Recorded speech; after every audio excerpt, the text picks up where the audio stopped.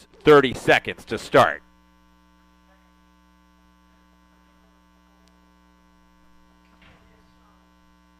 As Sean Doherty makes his way into the start, getting set to go. 15 seconds, he'll be getting his final race instructions from our official starters.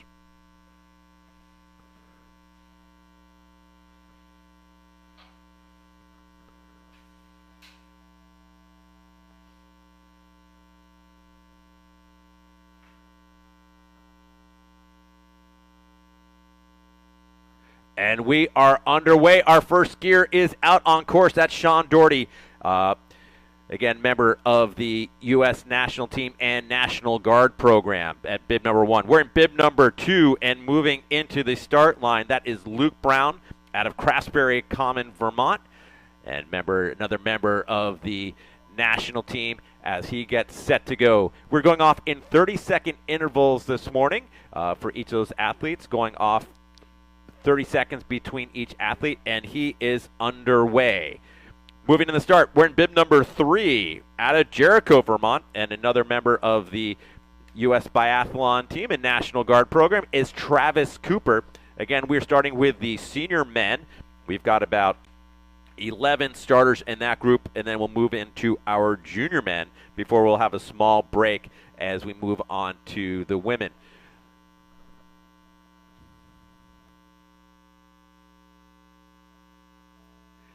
And bib number 3 underway. That's Travis Cooper. Moving in to the start, where in bib number 4 is Bjorn Westervelt, part of the national team program and skier from the University of Vermont. He'll be bidding for the national championship for the Collegiate National Championships going on today for biathlon. Bjorn Westervelt in the start wearing bib number 4.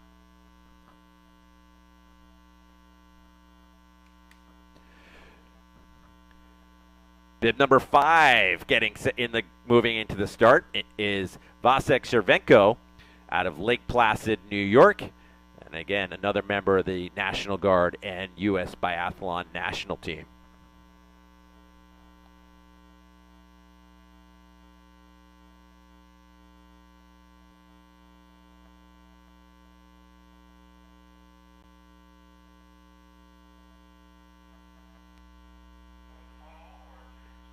And Cervenka is on course. Next in the gate, wearing bib number 6, is Vladislav Kapustin, wearing bib number 6 out of Longmeadow, Massachusetts. Member of the National Guard program. Bib number 6 in the start.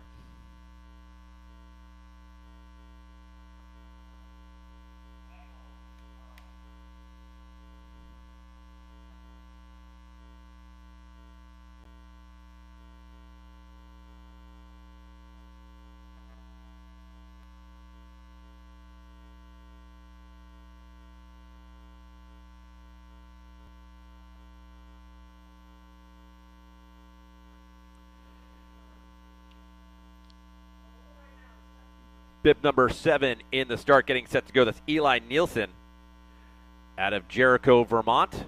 Again, a number of hot spots around the country. We'll see many of athletes from these places, including Jericho and Jake Brown skiing for Craftsbury Biathlon, getting set to go. Bib number 8.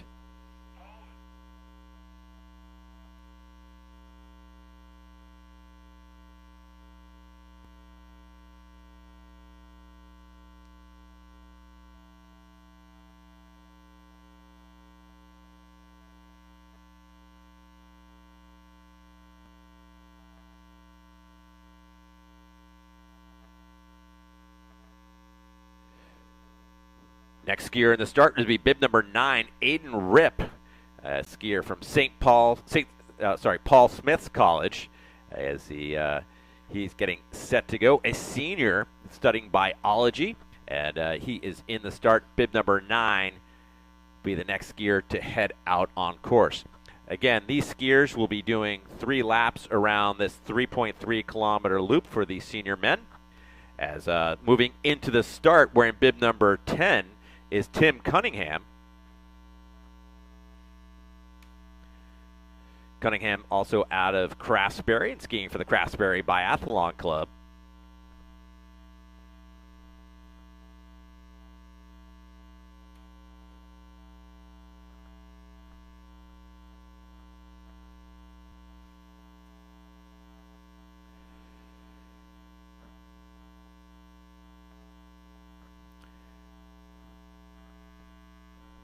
bib 11 moving into to start. It's Maximin Germain. And it'll be our final starter in the senior men's category.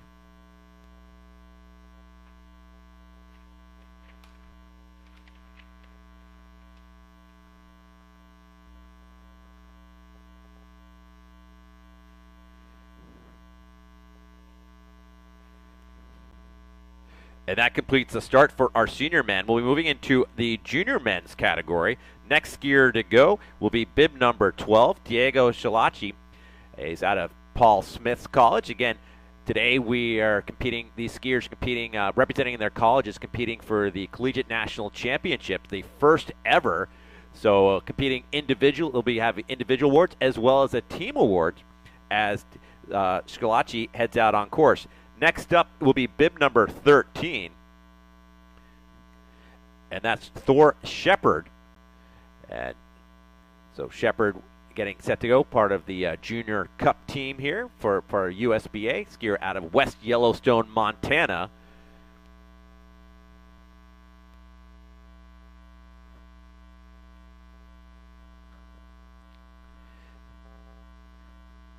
And Shepard is on course. Bib number 14 will be the next skier in the start, Logan Solander.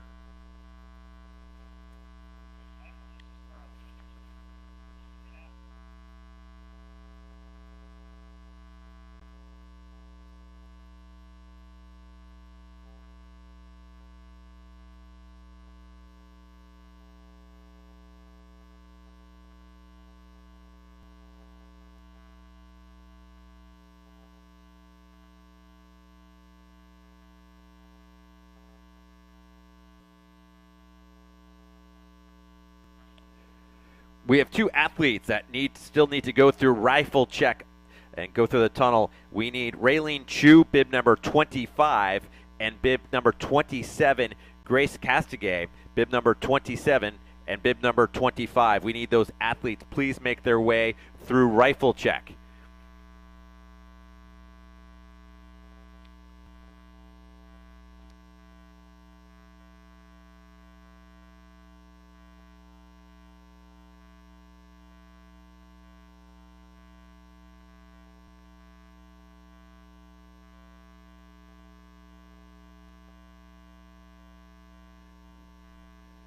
Next in the gate to go will be bib number 6 and 16, Yuri Vasilev, out of Casper, Wyoming, and he is on course representing Casper Biathlon Club. Moving into the start is bib number 17, Caleb Hunter, out of Fort Kent, and skiing for the Fort Kent Outdoor Center. Originally went to Freeport High School and now attending the UMFK as a part-time student and training here for biathlon. Next in the goat, and he is underway, is Hunter. Bib number 18 is the next skier in the start. That's Brady Miller from Paul Smith's college. Senior, studying environmental sciences with a minor in chem and GIS, so double minor with a crazy major. Good for him as he's getting set to go. Brady Miller, skier originally out of Presque Isle, and so heading a little west to ski in the greater Lake Placid area at Paul Smith's, and Miller is on course. Bib number 19 will be the next skier. That's Nathan Livingood, attending Gould Academy and part previously, and now here training at Fort Kent as the Junior Cup team as well, part of the Junior National team for the USBA. And Livingood looks as if he's, I can't tell if he's in middle school. You could tell by his cap, and he seems to still keeping wearing that same cap while he's racing. As we have our first athlete now making his way into the stadium. That's bib number 1, Sean Doherty, coming through the stadium and heading in towards the range. So Doherty, as Doherty comes in, we just saw Livingood go out. We now have a 5-minute break as Livingood was the final junior a junior man to go out. We have 19 athletes on course, and our first one coming into the stadium, and that is Sean Doherty, bib number 1. He's moved into position 7 on the range as he attains the prone position and gets set for his shooting.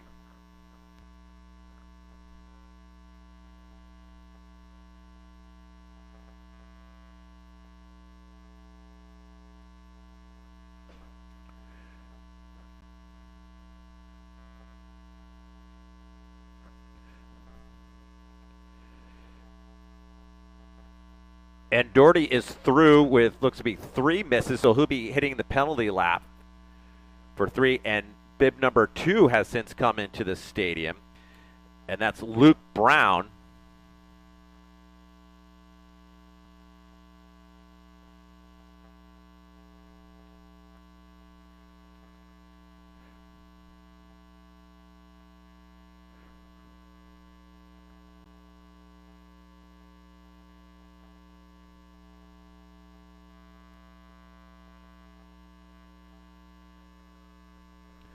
And Brown with 4 penalties, so a tough day out on the range today. As you look at the flags, lots of wind to contend with, as a couple more skiers now into the range as well. We have bib number 3 at position 5, and that's Travis Cooper. And then bib number 4 is Bjorn Westervelt. Westervelt looks to be at position 10.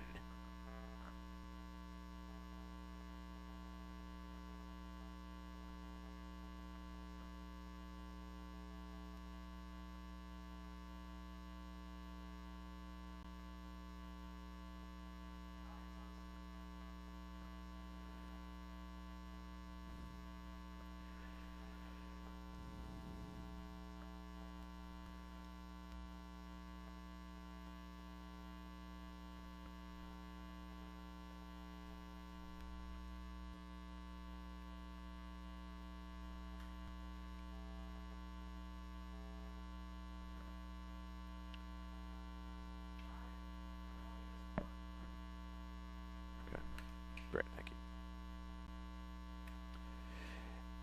And Vasek Versenka coming with 1 miss, so one of the stronger shootings on the course thus far for Vasek. As he heads out, he'll only have 1 lap to do around that penalty loop.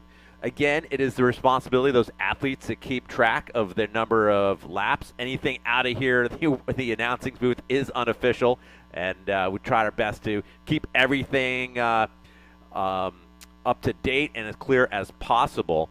But as we look in now, it looks to be bib number 8 has now moved into the 12 position on the range. So today, skiing, our athletes going off at 30-second intervals, so we'll be watching the results feed and when they come through, because doing some higher math as they come through those times. Again, looking at the clock, we're now at 10:12.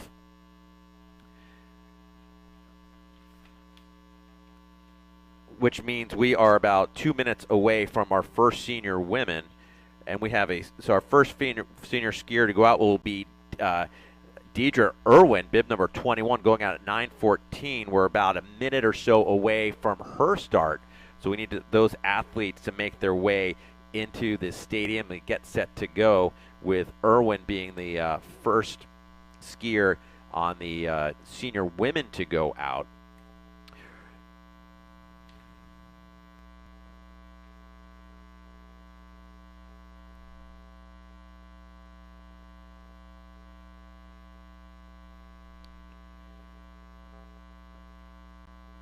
And so we're about 1 minute away from Irwin heading out here. 9:14:30 is a posted time for her start. Again, we still have many of the men still out, all the men out on course. They've come through, many of them coming through for the first time of shootings, where they're shooting in the prone position, otherwise known as lying down. They'll be coming back in and be shooting from the standing position next time. Looking out, the skier just went through from in the 6th position. I missed their bib, but strong shooting there with only 1 miss.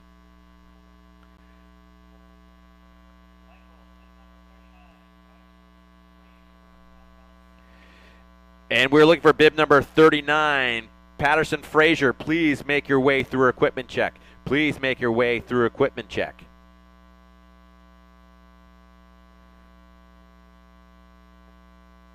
And we're getting set and underway with Deidre Irwin heading out on course, bib number 21. And bib number 7 was clean in the, in the 7th position was clean. We missed the bib number there, but some clean shooting. Next skier in the start, wearing bib number 22, is Jackie Garceau. Garceau out of Craftsbury, Vermont, and she is on course. Bib number 23 will be next to go. That's Zoe May Noble out of Anchorage, Alaska.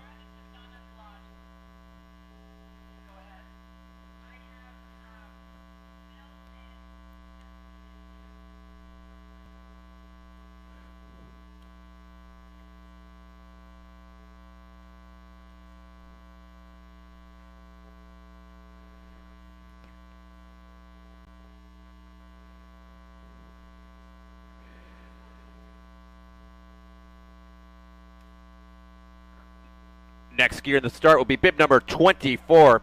That's Lena Farah, skiing for the New York Ski Education Foundation, but based out of Heber City, Utah, and part of the U.S. Biathlon Cup team. So Lena Farah, bib number 24, next skier in the start.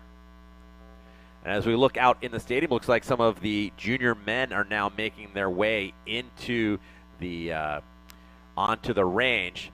Bib number 12 looks to be in position number 1, and that's Diego Shalachi. So that's our first junior skier, our junior male skier in the start. Looking back in this range, rather. Looking back at the start, bib number 25 will be the next skier to go. That's Ray Chu, the Auburn skier out of Auburn Ski Club out of Verdi, Nevada, and she is on course. Next skier to go will be bib number 26, and that's Sarah Bailu, and she'll be out. She's out of Fort Fairfield.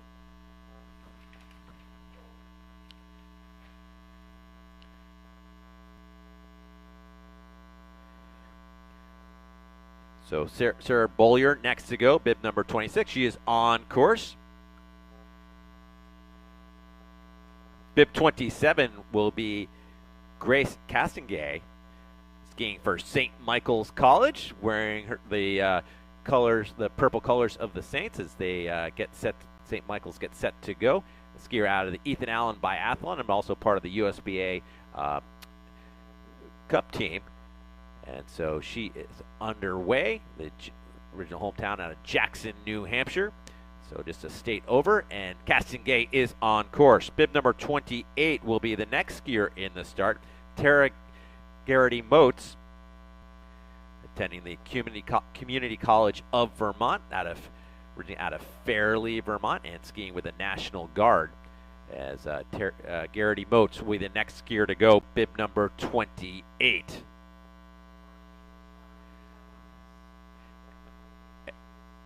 And just getting update, bib number 14, Logan Solander with just one miss. And as he will be heading to the penalty lap. So tough shooting out on the range. I think we may have seen one clean shooting thus far. And so it's lucky the wind has dropped down a bit from what we were experiencing yesterday. As we look to the start, I believe we're on to bib number 29. And that is Hannah Chipman heading out, bib number 29. Chipman out of Norwich, Vermont. Very strong Nordic heritage there, as bib number 30 is the next skier to go. Bib number 30, that's Bridget Royce. Royce skiing out of here at Fort Kent as part of the postgraduate program. Originally skiing out of Central Maine.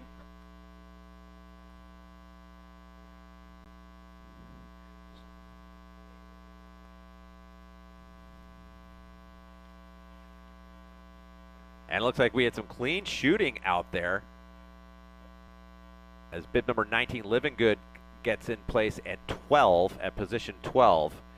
Looking back at the start, we're on to bib number 31. Bib number 31 is Kalsa Bozic, one of the junior skiers, again, skiing for Paul Smith's College, so another one of the collegiate competitors, originally out of Alexandria, Minnesota.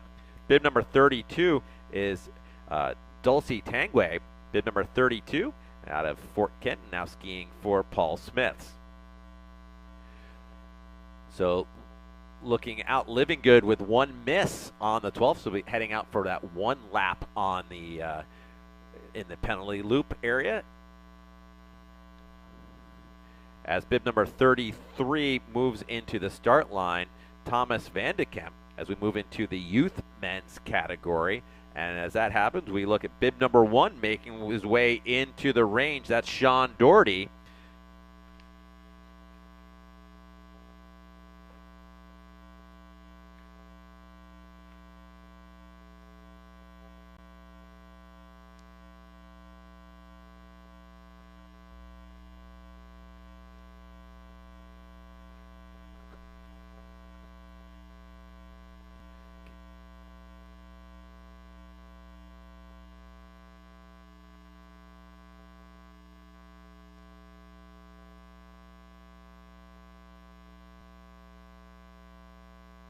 In the start, bib number 34, Quinn Michaud.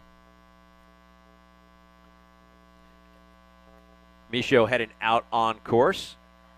Another skier out of the Fort Kent Outdoor Center. As bib number 35 moving into the start. Bib number 35 is Justin Tazenet, one of the Quebec athletes. As we have, it's not just a national championship. We've got some international competitors here from Canada as well, from Norway, joining us for the weekend.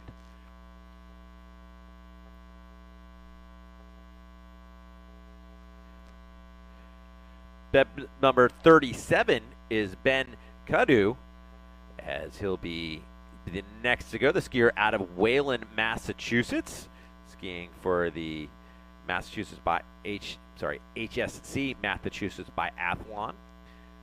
So Cadu will be the next skier in the start, wearing bib number 37. Again, our senior athletes now in the range, shooting from the standing position. Again, from the standing position, they have a much larger target with which to hit, but again, that much harder from that standing position.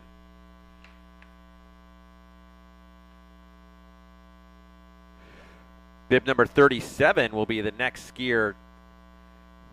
Again, will be Cadu, and Cadu is on course. Next to go will be bib number 38. 38 is Patterson Fraser, out of Ethan Allen Biathlon, hailing out of Hinesburg, Vermont, one of the Burlington suburbs.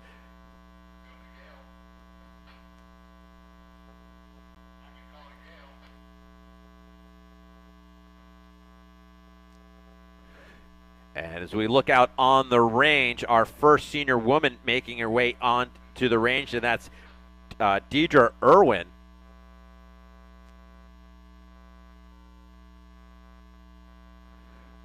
Irwin shooting in position 5.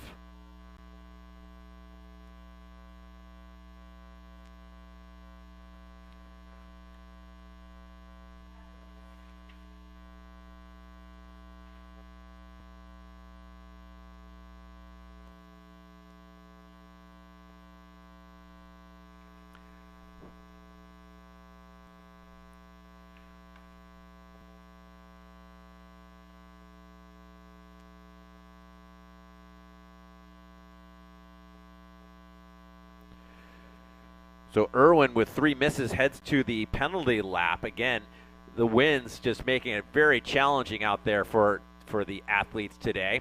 As bib number 40 heads out on course, bib number 40, and that's Eric Anderson. So he heads out to the stadium. Anderson out of Frontenac, Minnesota, skiing for Bluff Country Biathlon and Minnesota Biathlon. The 18-year-old heading out on course. He'll be followed by bib number 41, and 41 is Elias Watson out of Anchorage, Alaska.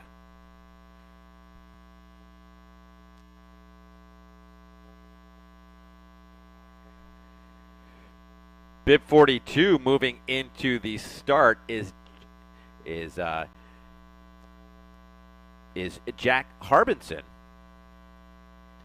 Harbinson out of Casper Mountain Biathlon in Wyoming.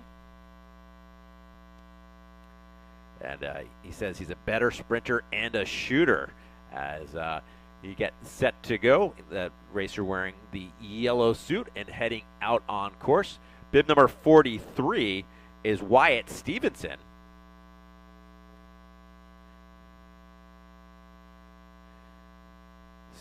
Stevenson out of Wayne, Maine, which is the greater Augusta area, so a little bit south, but skiing for the Fort Kent Outdoor Center. Stevenson competed last weekend up at Holderness for the Eastern High School Championships representing the state of Maine.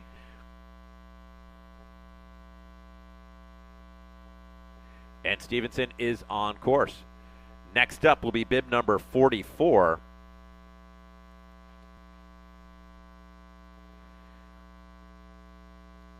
Bib 44 is Velodelios, one of the skiers out of Quebec, going by nickname. He says he's the Big V. It's the Big V getting set to go. Let's see if he can keep that going and for victory, potentially, as he is now on course and some high tempo out of that start. Bib number 45 will be the next skier to go. Bib number 45, and that's Taylor Carlson out of Jericho, and Ethan Allen Biathlon.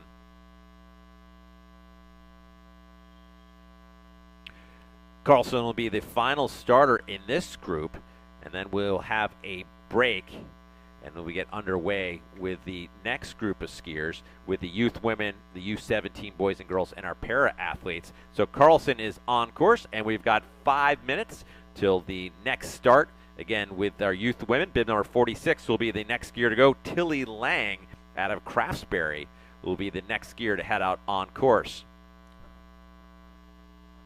So we also will be looking for some of our finishers shortly, as some of our leading men have come through the range twice, having both shot in the prone and standing positions.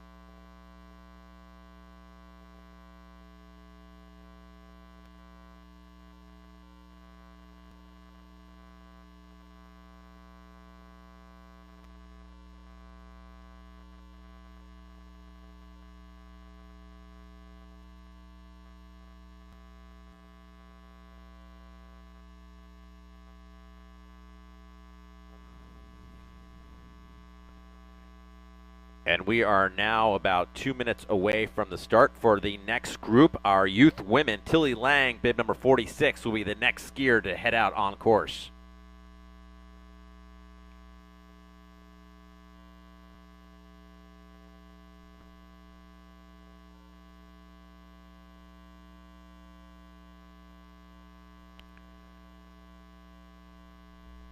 I think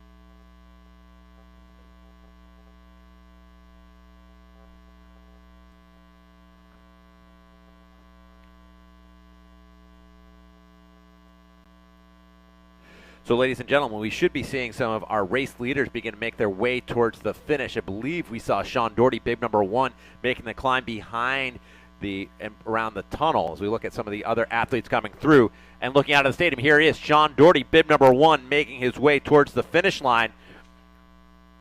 So we'll have to wait and see how everything plays out based on penalties and laps and those start times as he is across the line.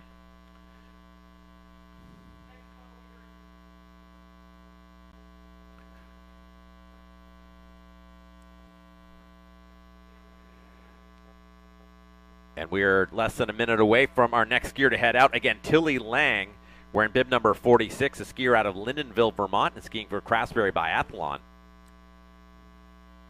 As we look at it, we have another skier coming to the stadium and headed towards the finish line. Bib number 5. So with a very strong race going to Vasek Cervenka. So Cervenka with a great ski and some great shooting, obviously, having skied all the way back from the 5th position, be the second one across the line, even with that going out about Cervenka went out about 2 minutes behind Doherty. So actually pretty close there between that split. But I think Cervenka ate into that a bit with some good shooting out there. Again, so Tilly Lang just headed out on course wearing bib number 46, wearing bib number 47, the next skier in the start, and that's Abigail Van Dorn. Gail out of the Lake Placid, skiing for the New York Ski Education Foundation. So she's bib number 47 is in the start.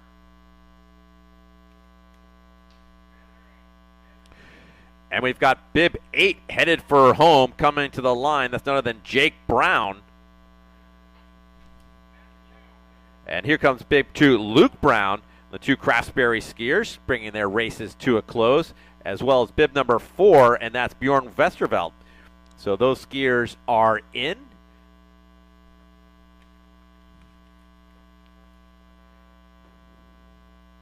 Paige Fieldhouse, bib number 48, is the next skier to have just left the start area. The skier from Rutland, Vermont, and skiing for the Ethan Allen Biathlon Club, and the skier from the GMVS as bib 3 now coming to the line. Bib number 3 is Travis Cooper. Bib number 49 now in the start. It's Virginia Cobb out of Westford, Vermont, and skiing for the Ethan Allen Biathlon Club and U.S. Biathlon team as Cobb heads out on course. Bib number 50 will be the next to go.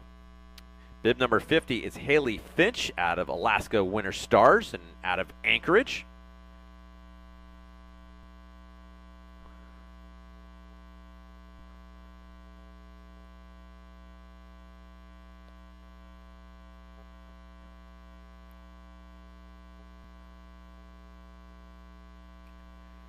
And Finch is on course. She'll be followed by bib number 51, and that is Evelyn Hundlink, skier out of Forest Lake, Minnesota. Is bib number 11 now coming to the line. That's Maximin Germain on the senior men's side. So Germain in. Looking back at the start again, it's Hundlink getting set to go, the skier of Ethan Allen Biathlon Club. Though originally out of Minnesota. Bib number 52 will be behind her. That is Claire Pritchard. Pritchard out of Montpelier and skiing for the Craftsbury Biathlon.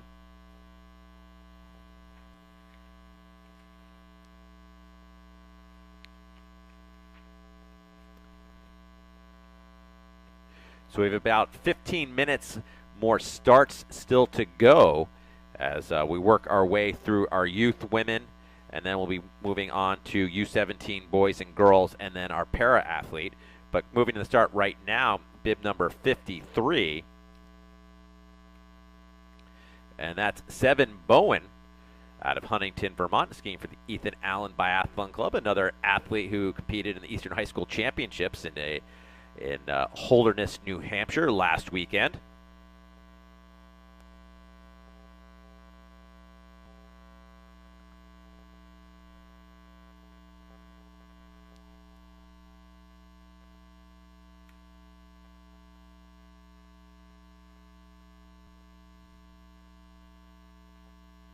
Bib number 54 in the start, it's Ren Sol out of Anchorage. Great having these athletes from across the country and our international guests joining us as well as Ren heads out on course. Bib number 55 will be next to go. And that's Rowan Tangway.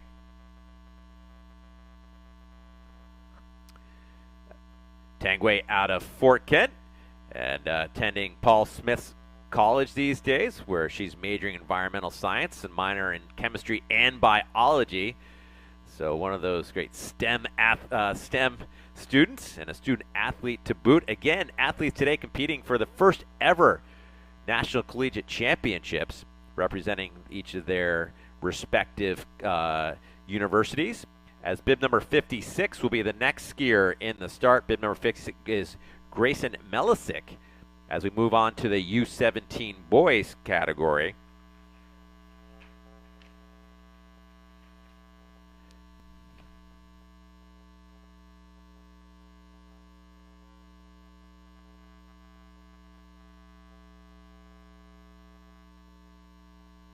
And just a reminder to our U17 athletes, you are all skiing the full penalty loop of that 150 meters. So a change from what was originally posted, but that's what you'll all be doing today, and we know you are all prepared to do so. As bib number 7 now coming into the finish line, that's Eli Nielsen out of Jericho of the National Guard. So bib number 57, Jack Cashman just headed out on course out of Minnesota Biathlon. He'll be followed by bib number 58. It's Levi Watson. Watson, another skier out of Alaska, joining us here from the Anchorage Biathlon Club. So currently we've got athletes starting, we've got athletes in the range, we've got athletes finishing.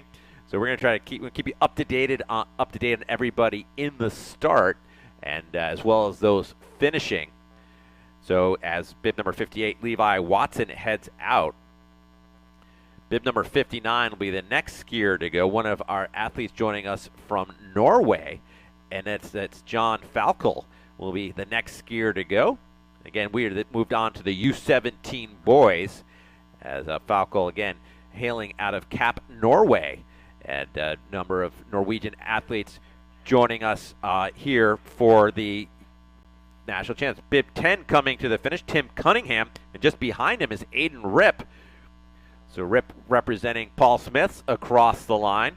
As we look at the start, again, we've now moved into bib number 60 getting set to go. Another one of our Norwegian guests, as it's Halvard Rustenbakken. And bib number 6 now coming towards the finish line and crossing the line, that's Vladislav Kapustin, as he finished up his event for the day.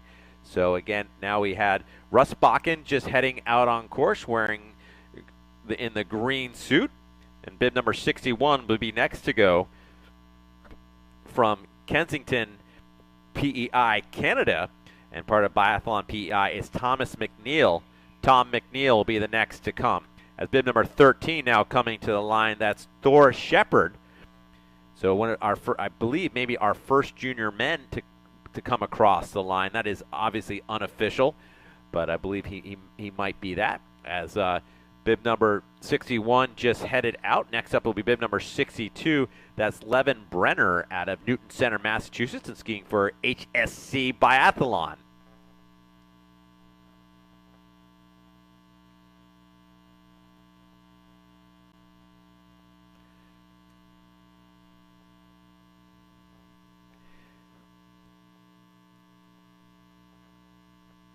Alden Reardon, next skier on course. Reardon wearing bib number 63 out of Fort Kent. I said New Canada, Maine, but skiing at the Fort Kent Outdoor Center as his home club.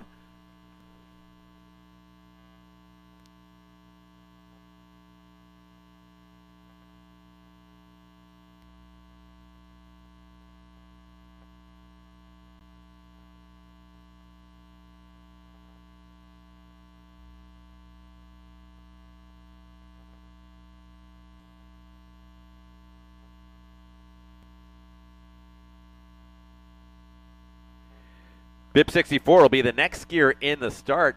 64 is Jasper Lloyd out of Wellesley, Massachusetts. And skiing for HSC Biathlon. Wellesley, I'm sure, getting ready for the marathon, the Boston Marathon, coming up in about a month or so. People getting in their last long runs to get set for that. But today it is all about biathlon here for the National Championships. As bib number 65 will be the next skier in the start. It's Hutter Haltley out of New Haven, Prince Edward Island. And biathlon PEI. And look at getting set to go. Hutter, again, our athletes going off at 30-second intervals. So we keep looking. We have one of the Paul Smith skiers coming towards the finish line. That's bib number 12, Diego Scalacci. Scalacci wearing bib number 12 and representing Paul Smith. As well, bib number 16 coming, that's Yuri Yashulev. So our junior men now coming through, the skier out of Casper Biathlon coming in across the line.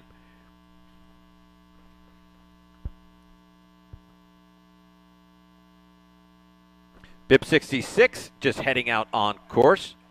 Bib 66, that's Harmon Gill out of Kensington. As we have bib number 21, that's Deidre Irwin.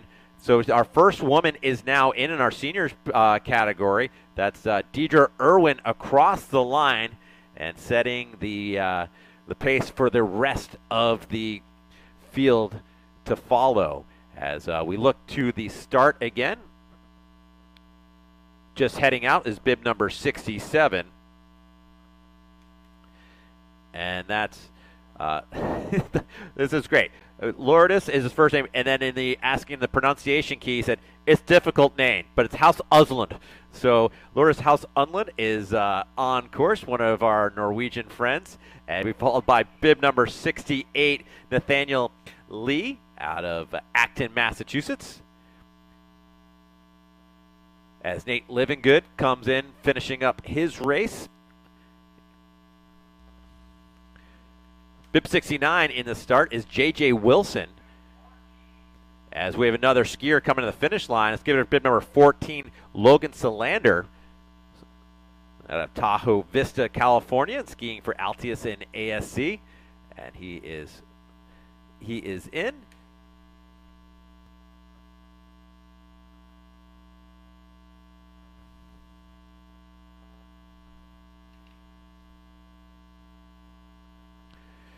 Bib 70, Jonathan Derry, just headed out on course, followed by bib number 71 will be Duncan Van Dorn.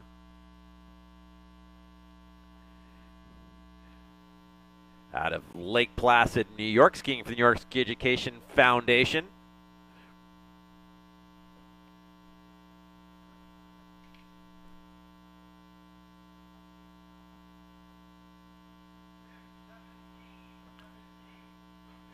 My mistake, that was bib 70, get a little ahead of myself. Bib 70, that's Jonathan Derry just going out. 71, Slam Duncan Van Dorn just heading into the start, getting set to go.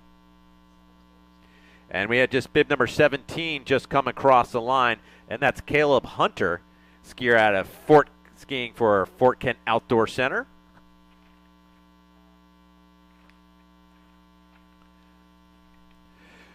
Bib 72 moving into the start as we've now moved into the U17 girls. It's Josephine Lynch-Shattuck getting set to go, bib number 72. We've got about a dozen or so athletes in the U17 girls, and then we'll be moving on to our para-athletes. So Josephine on course should be followed by bib number 73. That's Annika Doty out of Lincoln, Massachusetts, skiing for the Harvard Sportsman's Club.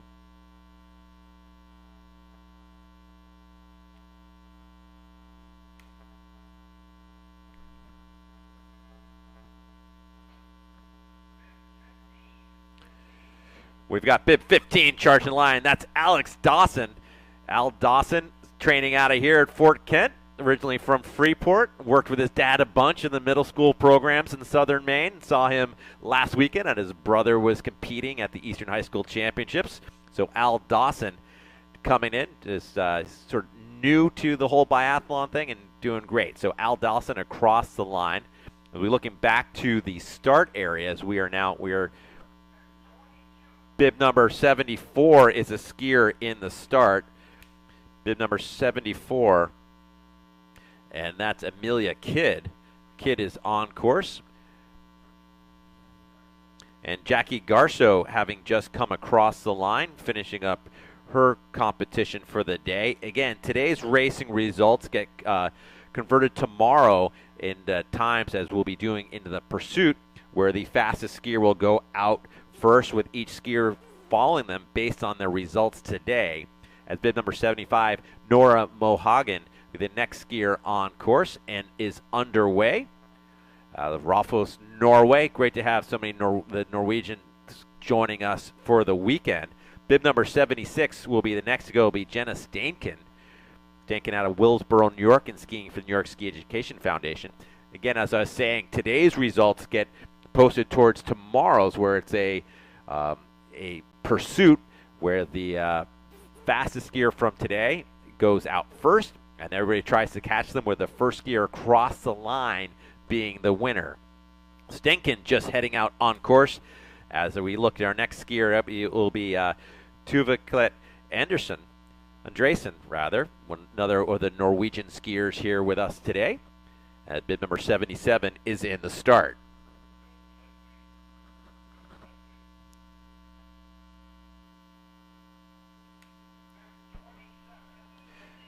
We have bib number 27 coming to the finish line. That's Grace Constangay.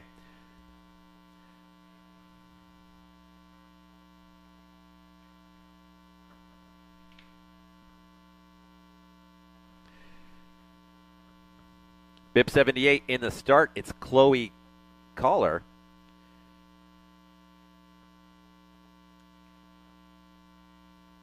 Hailing out of Sobieski, Wisconsin, and skiing for Wisconsin Biathlon.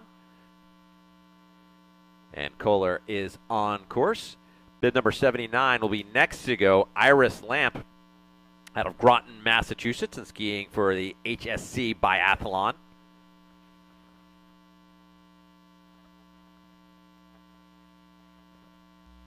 We've got about 5 more athletes to send out on course, then at which time we'll have completed all the starts of the morning. Bib number 80, the next skier to go, that's Bridget Perry.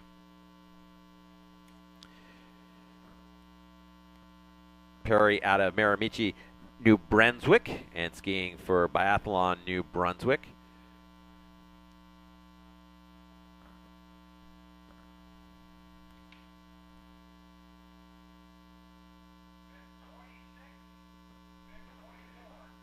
And we got 2 skiers coming to the line. Bib number 26, that's Sarah Biller, and bib number 27, bib number 24. My eyes deceiving me, that's Lena Farah. Those 2 athletes across the line.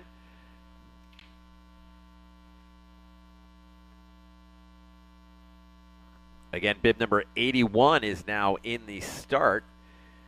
That's Enning Hagen Beckmo, and Ver Beckmo is on course. Next to go will be bib number 82, and that's Paige Niclea out of skiing out of Halifax and skiing for Biathlon Nova Scotia, the Prospect Bay, Nova Scotia athlete. Going by Prospect Peggy as her nickname. As she gets set to go, we've got one last athlete to go in our U17 girls. Bib number 83 will be Megan Lemoyne. Lemoyne out of Palo Alto, California, and skiing for the Auburn Ski Club. Not to be confused with the Maine Auburn Ski Club, as the Auburn, California Ski Club producing a number of strong athletes both on the Nordic and biathlon side. As another skier coming to the line, bib number 29 is coming as Hannah Chipman, now coming in to finishing up her race.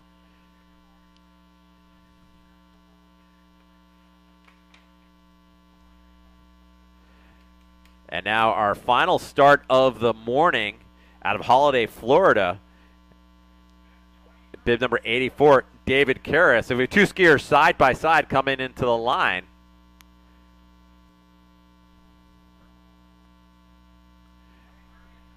Bib number 28, the first of Tara Garrity Moats, leading Zoe Mayer Noble. As we have our last skier has now entered the start, and he is underway as David Karras, part of the VAST program. And our lone sit skier today, and para skier for that matter, as we have completed starts for the morning. So right now we are just skiers on the range. We have a couple skiers lapping through, as we've got bib number 51 right here in front of the announcer stadium. That's Evelyn Hurdlink coming through, the skier out of Forest Lake, Minnesota, heading into the range, as well as number 70. That's Jonathan Derry, one of the U17 boys, skiing out of Levis, Quebec.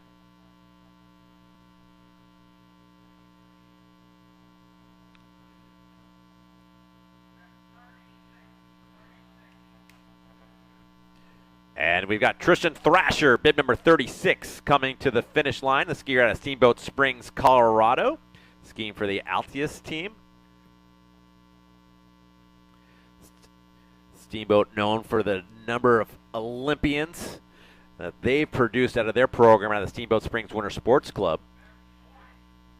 Bib number 40 coming to the line, Eric Anderson out of Frontenac, Minnesota, finishing up.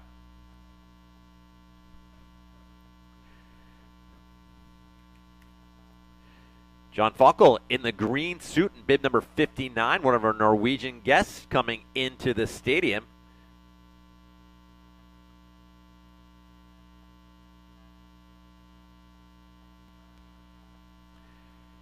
We welcome in bib number 32, Dulcie Tanguay, one of our junior women skiers, and skiing for Paul Smith's. Those easily recognized Paul Smith racing uniforms.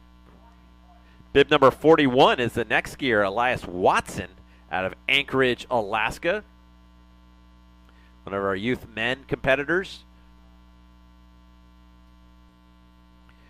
So we see bib number 73, Annika Doty, making her way into the stadium, just over the rise in front of the timing building.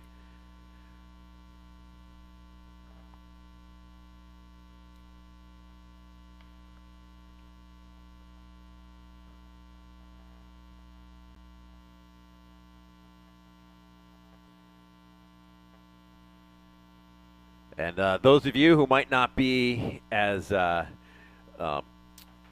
experienced in watching biathlon, these athletes coming in, they might look like they're skiing slow, but actually they're conserving energy, trying to get their heart rates down, so they can. So when they get to the shooting, they're nice and relaxed, and the rifle isn't just moving everywhere with heartbeats, because it can have a strong effect, especially when you have your arm in the standing.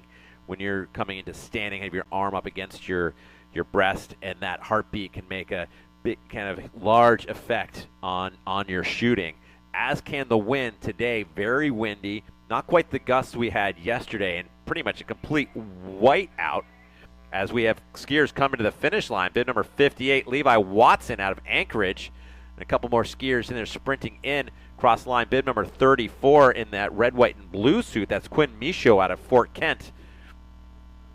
And we also had sandwiched in there with bib number 26, Sarah Billier, as the skier out of Fort Fairfield, and now skiing for the Sugar Bowl ASC program.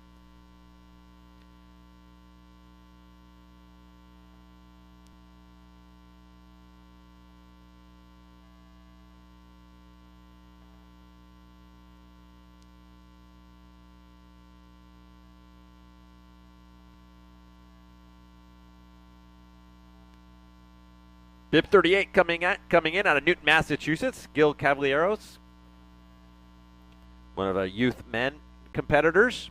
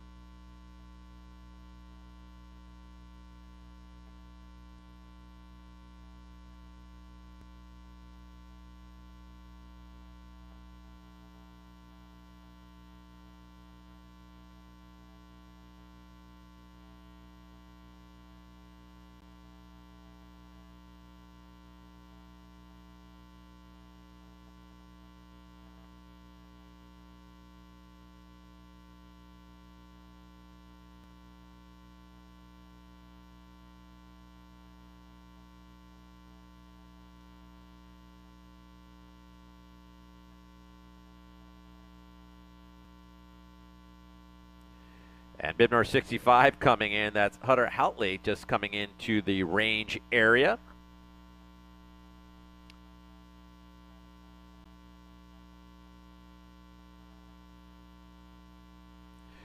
Bib 43 charging to the line. Let's get it for Wyatt Stevenson.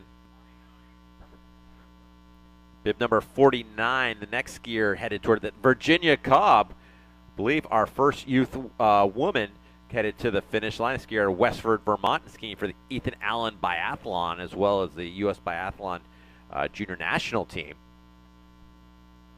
Bib 80 coming in towards the timing area. That's Bridget Perry.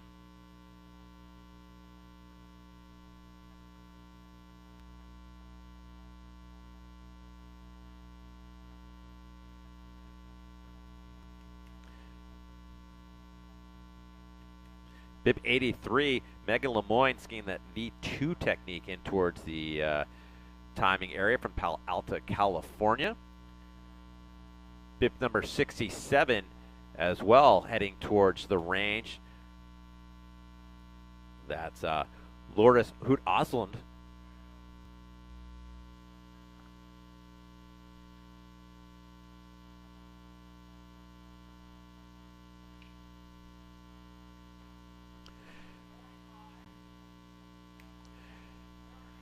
Taylor Carlson charging to the line, as well as bib number 30. That's Bridget Royce skiing out of Fort Kent here. The skier originally out of the Farmington area. And bib number 26, Sarah Bullier. 46, my mistake. Bib number 46, Tilly Lang skiing out of Lindenville, Vermont. And bib number 56 right out front here. That's Grayson Melisick, one of the U-17 boys, a skier out of Anchorage, Alaska. As we have our sit skier now in the stadium area, making his way first time into the range, David Karras, as bib number 35 and 49 come to the line. That's Quinn Michaud and wearing bib number 35, and bearing bib number 49, that's Virginia Cobb. Must have missed a number, misread a number there.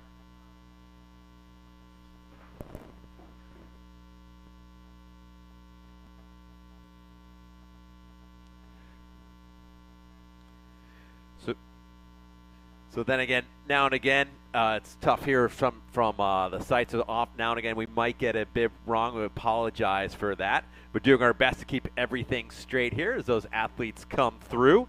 But athletes, rest assured, the timing team has it correct. We might not have it right up here at the announcing booth, but the important people, our timers, they've got it. So, you know, obviously there'll be the opportunity to review those results. But again, everything here essentially unofficial unless otherwise stated. We've got lots of athletes coming in. As right here, bib number 69 coming in towards the timing booth and coming into the range, Jared J.J. Wilson. And bib number 57 heading for home. That's Jack Cashman, one of the U-17 boys out of Red Wing, Minnesota. And Cashman is across the line.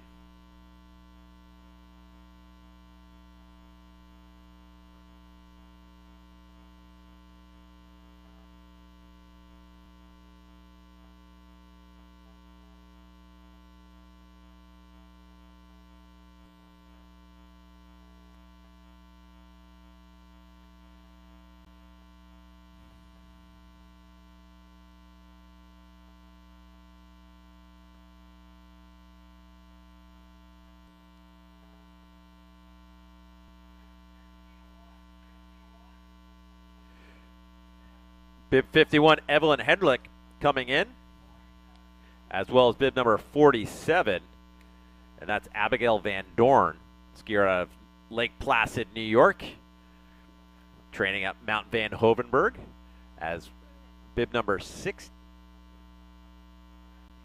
Bib number 50, that's Virginia Cobb coming in across the line. Actually, that's a mistake there. That we've late entry with that's Haley Finch coming in, and we'll get her added to our database here that we're using for announcing. So again, everything here unofficial. Haley Finch, again, number 50 across the line.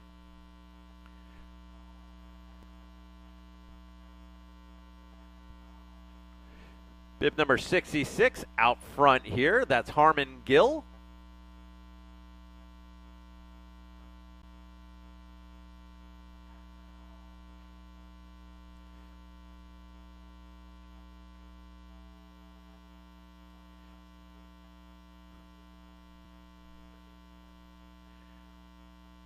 And so we do have some preliminary results based on here in front of us.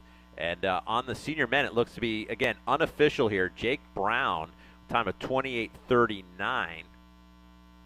And with a just under 10 seconds, 9.9 seconds out of Maximin Germain. And then it's Vaclav Cervenka in third, 35 seconds back. So he will be setting about 25 seconds behind Germain tomorrow when we move into the pursuit. And then a minute 56 back total. That's Sean Doherty in fourth. As we have bib number 60 coming to the line, that's Halvor Flastrud Rustbakken. So Halvor across the line. And bib number 57 and 59 here, Jack Cashman, bib number 59 in this group as well. That's John Falco, one of the Norwegian skiers. As the skiers continue making their way across the line and finishing up today. Job well done to all those athletes. Bib number 55, the next skier to line, that's Rowan Tanguay. Skier out of Fort Kent. And now skiing at Paul Smith's.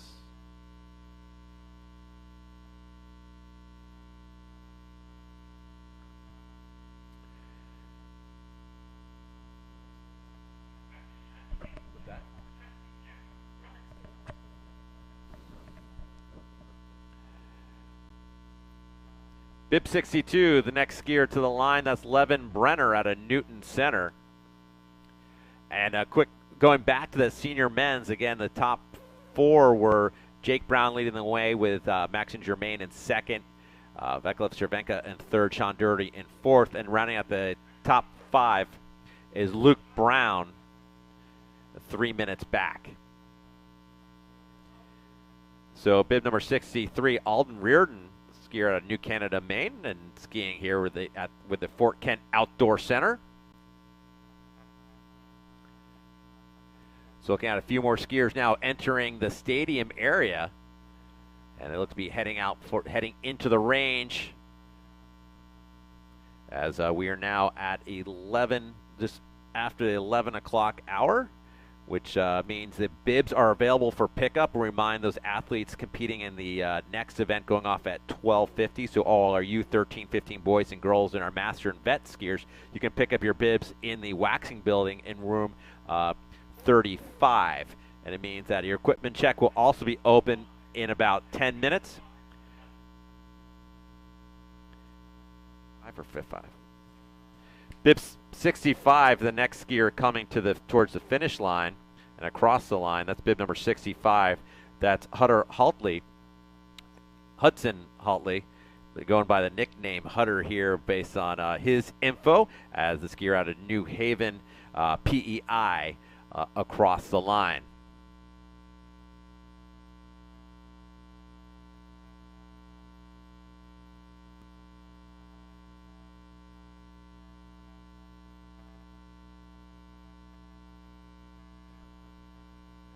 Benjamin Carew is the next skier coming in, finishing up.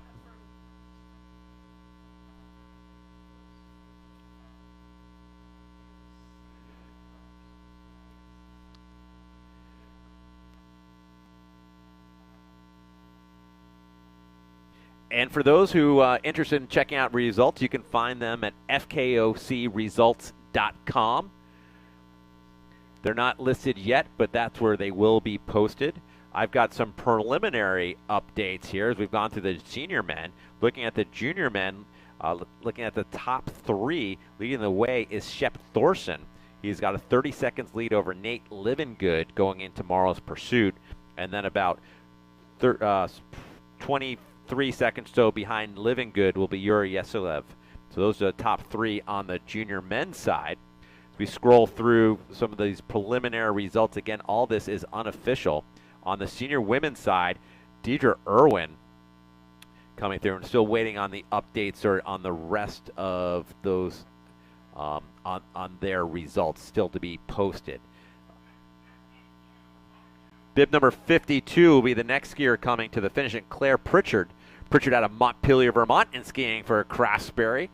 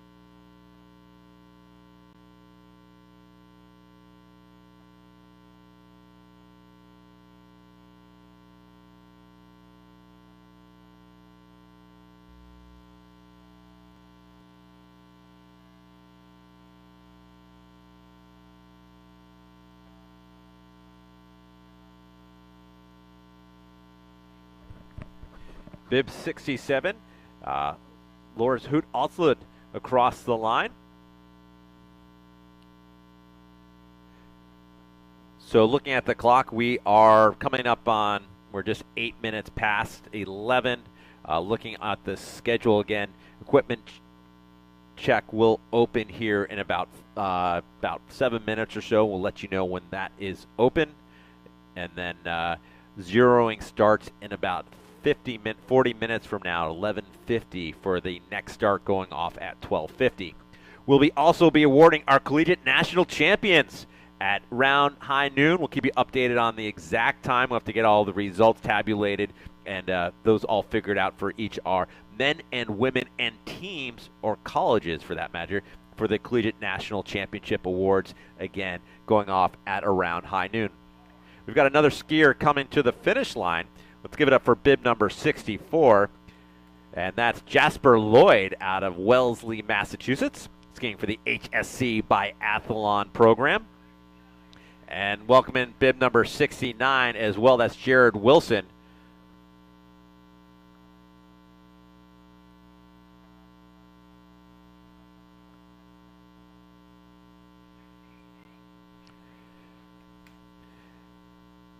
Bib number 68, Nathaniel Lee, next skier coming in. Nathan out of Acton, Massachusetts, and one of the HSC Massachusetts Biathlon athletes, skiing in the U17 boys category.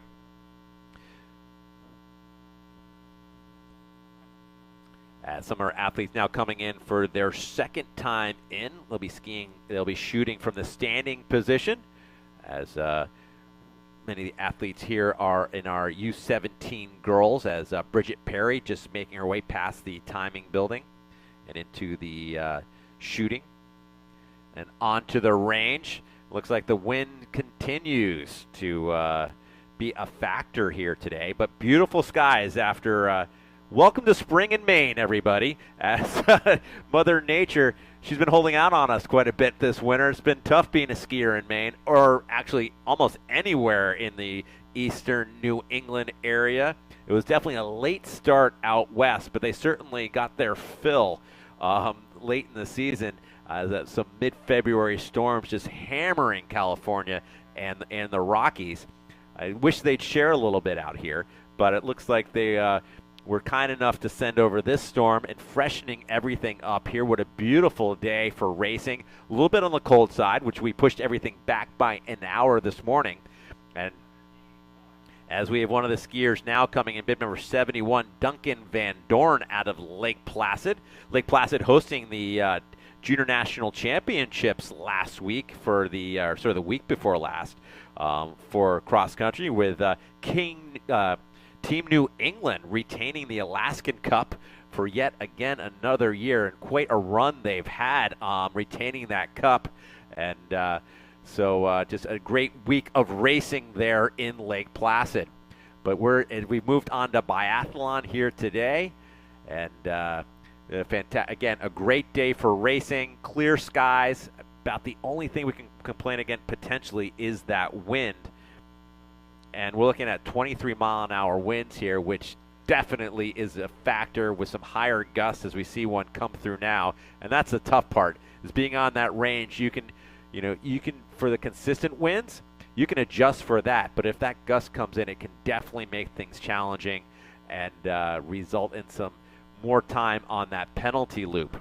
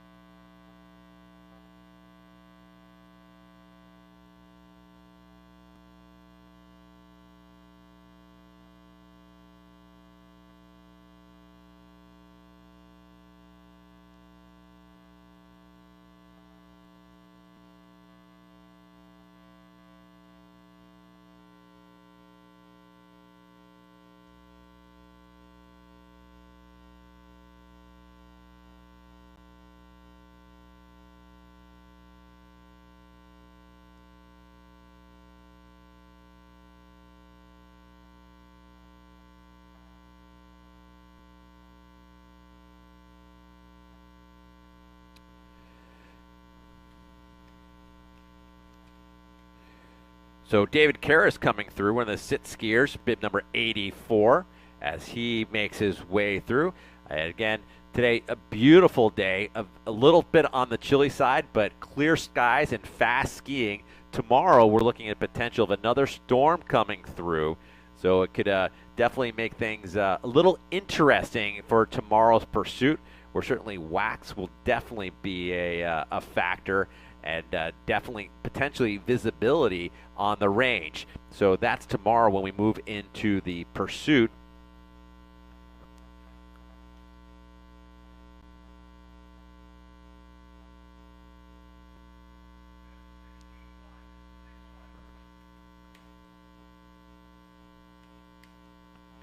And let's give it up for bib number 61, Thomas McNeil, skiing for Biathlon PEI.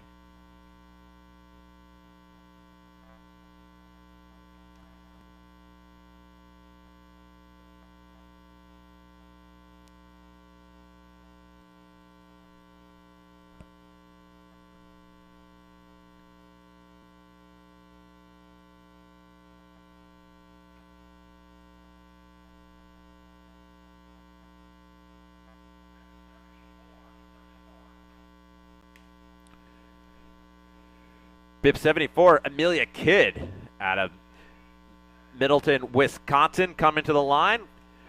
Just behind her, out of Norway, we have Tifleklet Andresen across the line.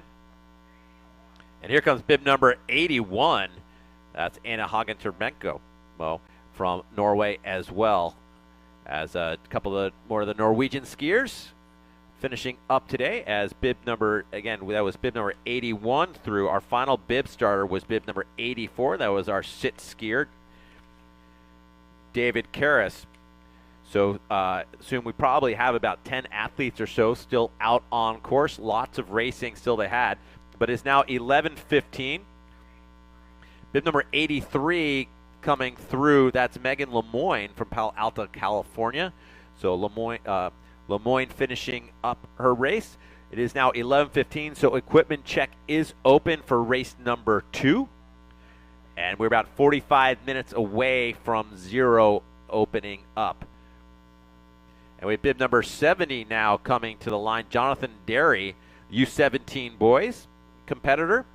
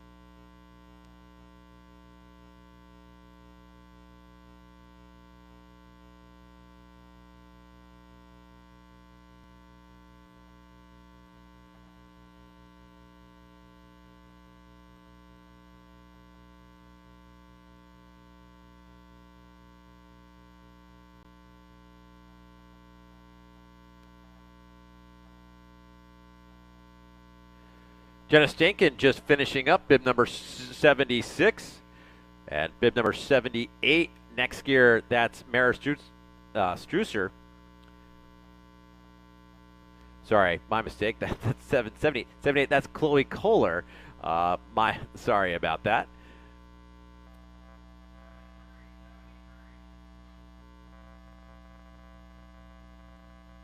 And bib number 73, that's Annika Doty from out of Lincoln, Massachusetts, skiing for the Harvard Sportsman Club.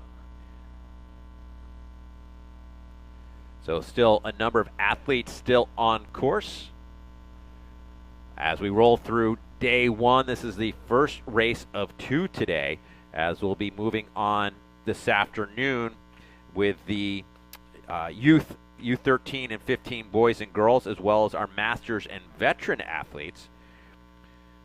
A good size field we have in the afternoon of about just under 60 athletes will be heading out on course here at beautiful Fort Kent Outdoor Center.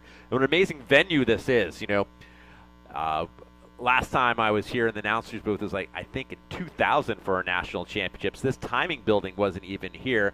I had the pleasure of calling the race with John Morton, who is the trail designer here, the man who I like to say I love to hate. Just creating such great courses, but as an athlete, boy, could you give us some rest? Very technical everywhere, and but so many great courses he's designed across the country and throughout Maine. Here we've got Pineland. We've got also at the race at the course at Quarry Road. And I also believe he worked on the course just down the road.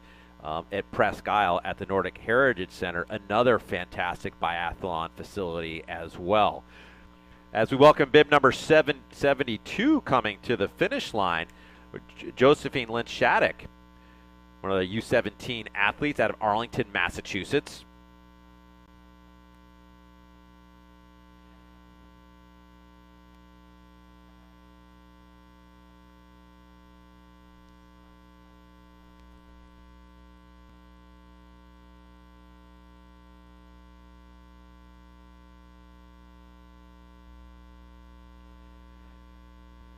And just getting word, the range is closed, so we've cleared all athletes through both their laps. I see David Karras on the penalty loop, our sit skier, as we continue to roll through things here. Again, reminder to athletes that equipment check is open, and we're about 1/2 hour away from zeroing open for the next race. That opening up at 11:50. And again, we'll be having the Collegiate National Championship awards presentation shortly after the opening of zero at about noon.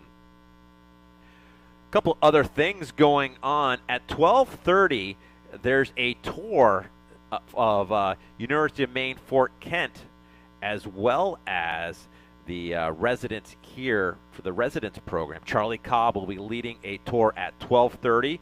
If you're interested in joining that and taking a tour of the facilities at Fort Kent as well as at the Jalbert residence, again, 12:30 you can meet Charlie in the parking lot outside of the wax rooms. So outside of the wax building, find Charlie at 12:30 for that tour. And what a great opportunity that is, be able to go to school and train here, just fantastic, as well as the residents. As we have bib number 80 now coming towards the finish line. Bib number 80, that's Bridget Perry, skier out of New Brunswick, across the line.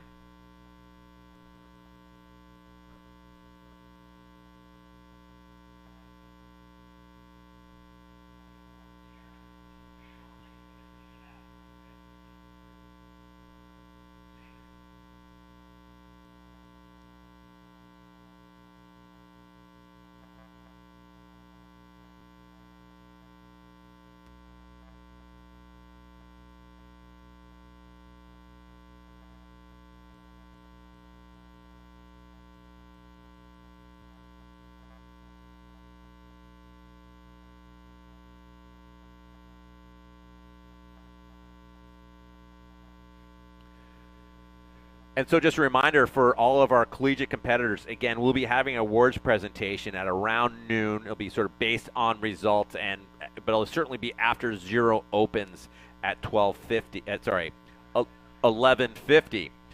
Bib 79 coming to the finish line, Iris Lemp out of Groton, Massachusetts. So a reminder to our skiers competing in the second race, going off at 12:50, that we have equipment check is open.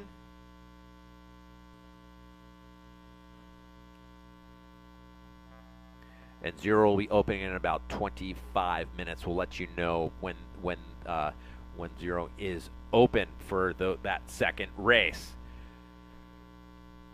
But in the meantime, we still have a couple of athletes still out on course here for the first start of the day one of the U.S. National Biathlon Championships here at the Fort Kent Outdoor Center.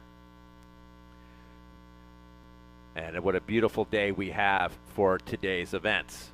So again, looking at the clock, we're just 23 past 11. Everything pushed back an hour due to the cold this morning. And look forward to the sunny skies to continue today, and some fast racing and some hot shooting as we get onto the second race going off at 12:50.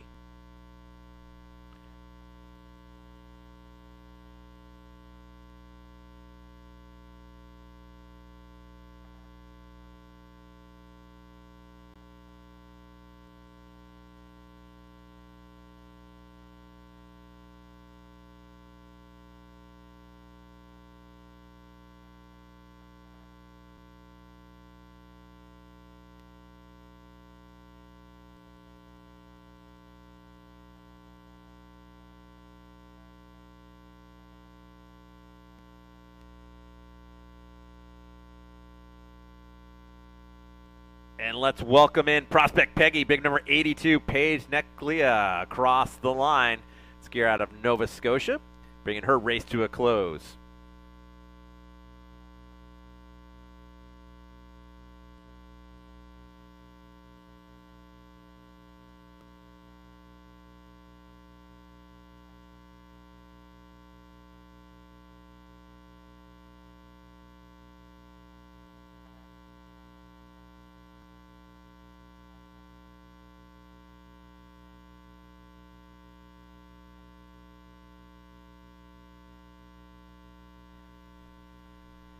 And we're looking for Judy Hale. If you could please make your way to the timing building for a jury meeting. Judy Hale, please make the way to the timing building for a jury meeting. Laura to Michael in announcing.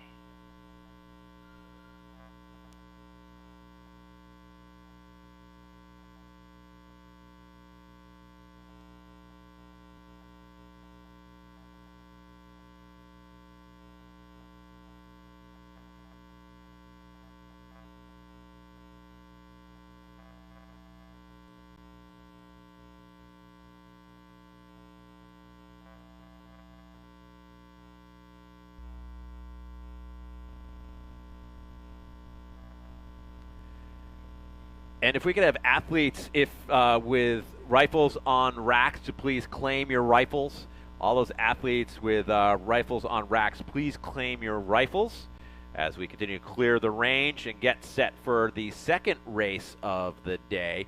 We're about an hour and 20 minutes or so away from that start, going off at 12:50.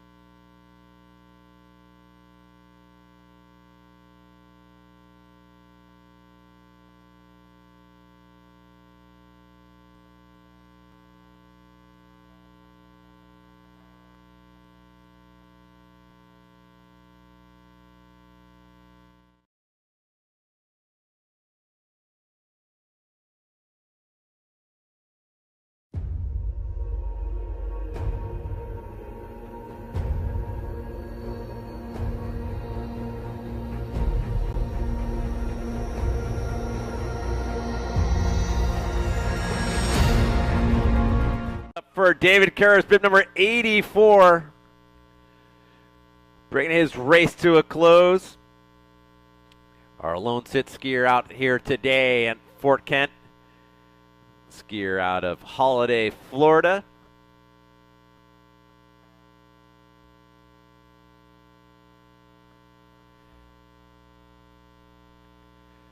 And he is across the line, which completes racing for this morning. I believe that is all our athletes in.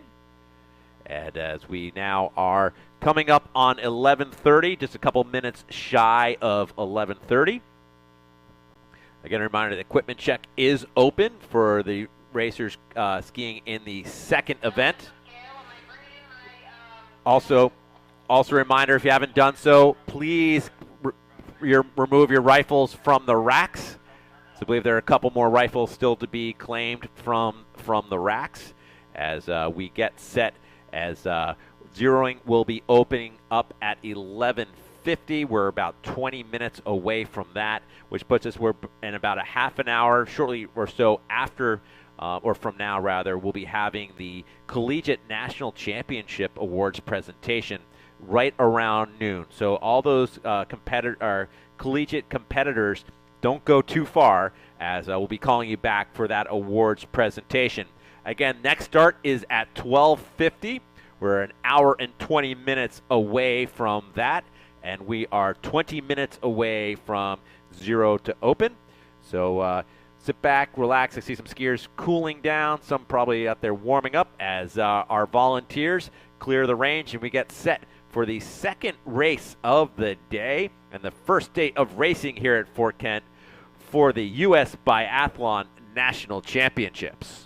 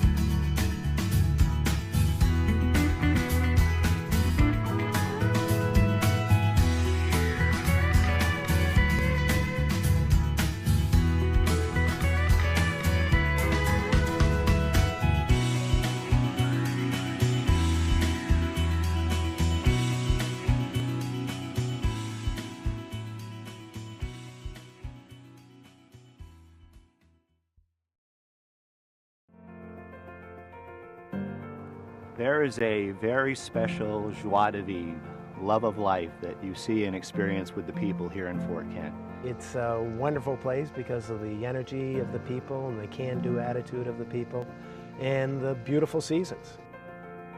The pace is slower here, the area is very safe, and as my children often remind me, they're very happy to have grown up here.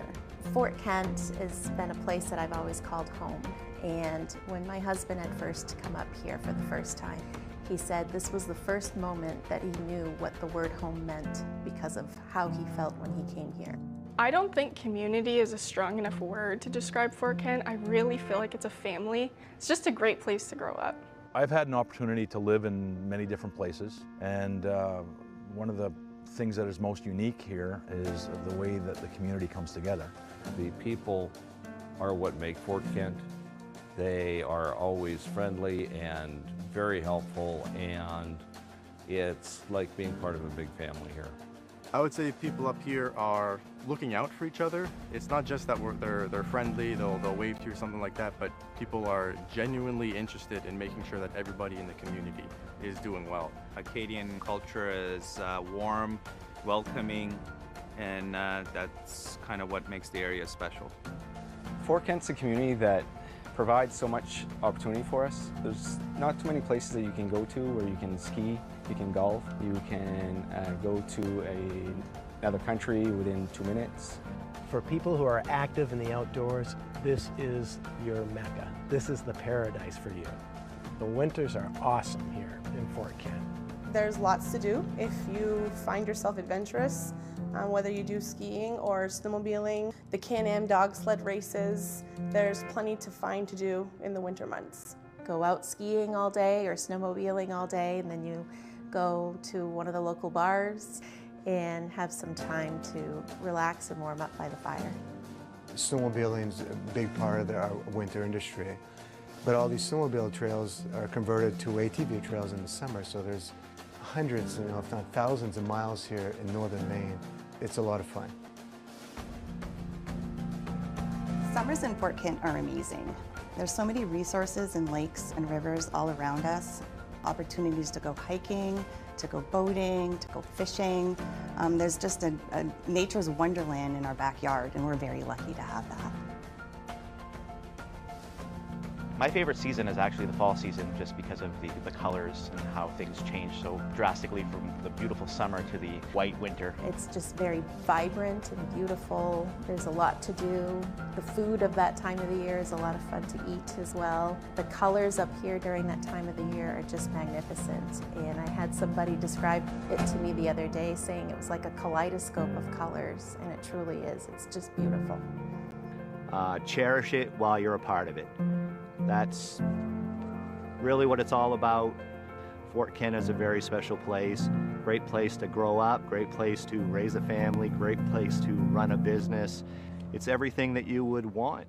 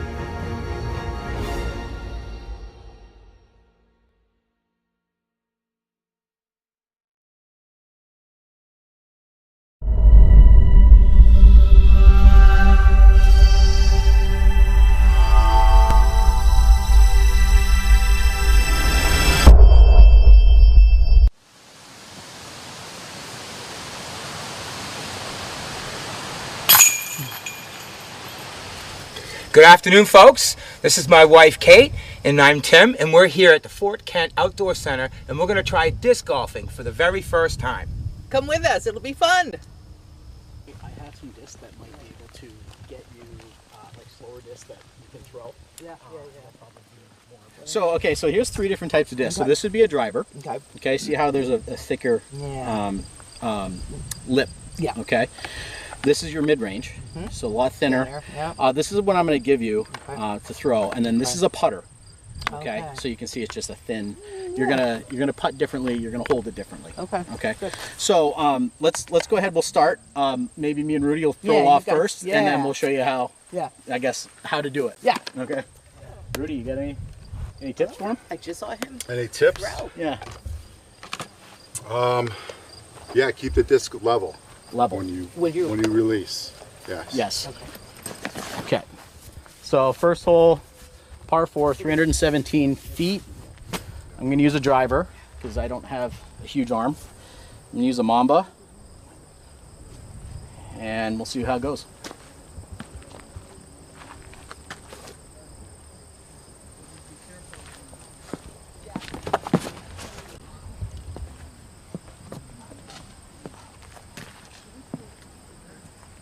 Okay. Got through. Yep, got through. So it should be right up there on the dance floor. And I've got a Queen, speed 14. This is a high-speed driver. Hopefully I don't grip lock it like yesterday.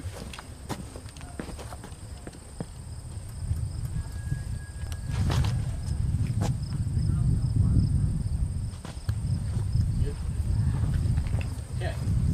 When you backhand it, it's going to turn left if you're a right-handed person. I am. Okay. I gave you a disc that the speed and the turn, is the disc is naturally supposed to go right. Okay. We do this for beginners. Yeah. Because they're typically going to throw it like this, and it's always going to go left. Okay. Okay. So as long as you keep it straight, All right. it's going to do its thing. Okay. You have to throw it, with a little bit of firmness. Okay. Okay. All So right. like, just a And- little snap. Jared, am I aiming for the thing with You the see yellow the cap? Yes, yeah, you see the basket. That's the basket. Okay. Yeah. All right. Yeah. And then you go up to the tee pad to throw. Okay. And I'm You could either do a run up or I do a standstill. Yeah, you can stand still. Because of my I'll walk my up to back. Because there's a lot of different stuff. There's X Yeah. steps and all this stuff. So you just want to do a standstill. All right. So. So you're going to pull it back like this, straight Yep. back. Yep. Make sure your arm goes straight back. Oh, my arm's straight. Yeah. Okay. Straight, And then when you and come then through, just pull. go like that. Yeah. Okay. I'm going to get hit. Okay, that's called early release. That happens. Yeah.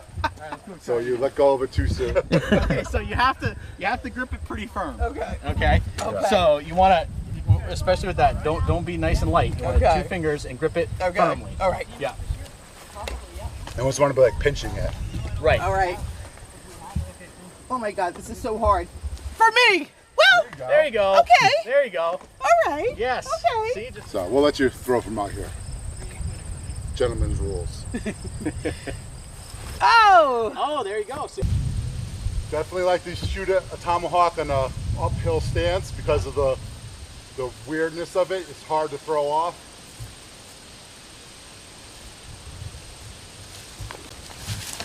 Oh, Wow. I'm lucky. Caught a tree. Now we're in the putting range. Okay, so the circle for putting, they call it within or outside the circle. Within the circle is 30 feet, or 33 feet. 33 feet. 33 feet. Sorry. So you're gonna hold it a little bit differently than you would say a mid-range or a driver.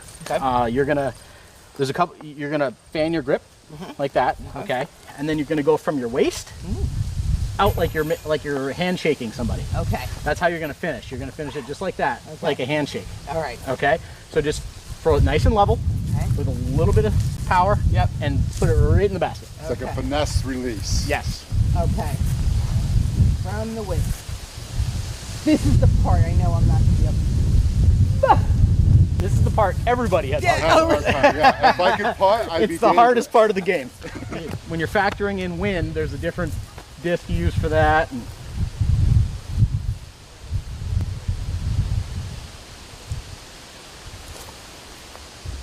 okay, so that was a bad putt. But it's the idea. That's what they call a layup. It's a long putt. Okay.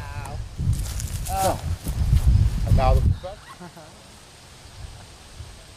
This hole is really got a tight gap on it, so I usually throw a mid-range because that has more control over where it goes. So I usually just do a nice mid-range so I can get a shot at the basket as the second shot.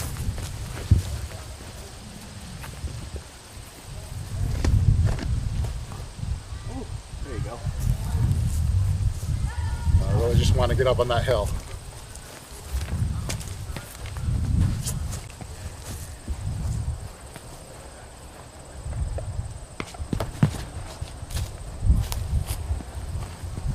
Nice. Wow. Not quite enough. I think You're right. The biggest challenge is finding the disc. Get down. Oh, beautiful shot. Thank you.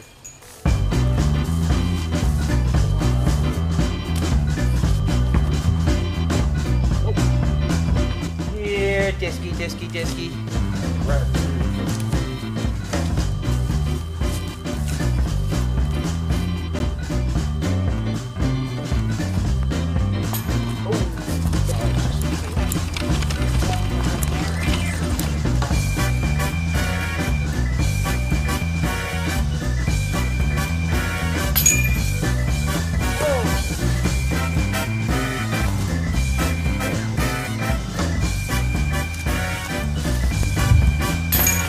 Got one in? Good hole.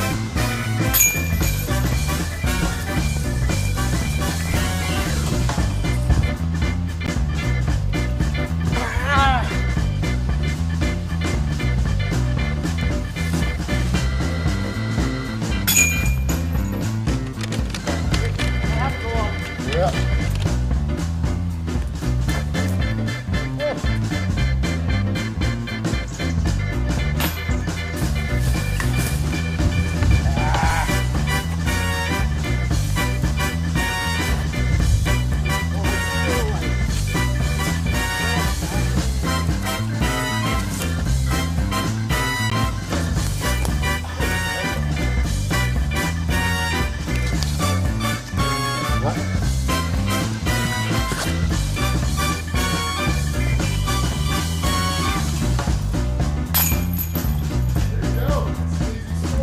There you go. I'm a disc golfer. Woohoo! So he's going to play a round of disc here at Fort Kent. You know, great time. Brought Tim and Kate around, kind of taught them the ropes and how to play disc and the types of discs we use and the type of throws. I was able to meet Rudy today. It's a great, place to meet people. Just fun being in nature and hanging around with new people and having a good time. So definitely come up and play. It's a really good time, good workout. Absolutely. I didn't know this guy until today, and we'll definitely be coming out playing. Great for meeting people, great for getting out in nature, just good time all around. I'm really excited to have a disc golf course in Fort Kent. It's the course they've built here is just incredible. It's really hilly. There's a lot of diversity of shots, which is important for a quality disc golf course. It was all done with volunteer work, and yeah, I'm just thrilled to have it here. I'm not originally from Fort Kent, so it's really nice for there to be this sport, which I love here.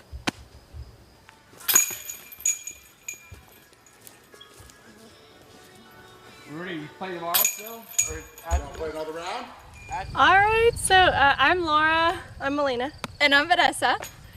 And we just got done disc golfing. It was really good exercise. Working on the forehand. All kinds of techniques. We had a good time. It was really fun. And I'm pretty bad, but... Yeah, I was worse.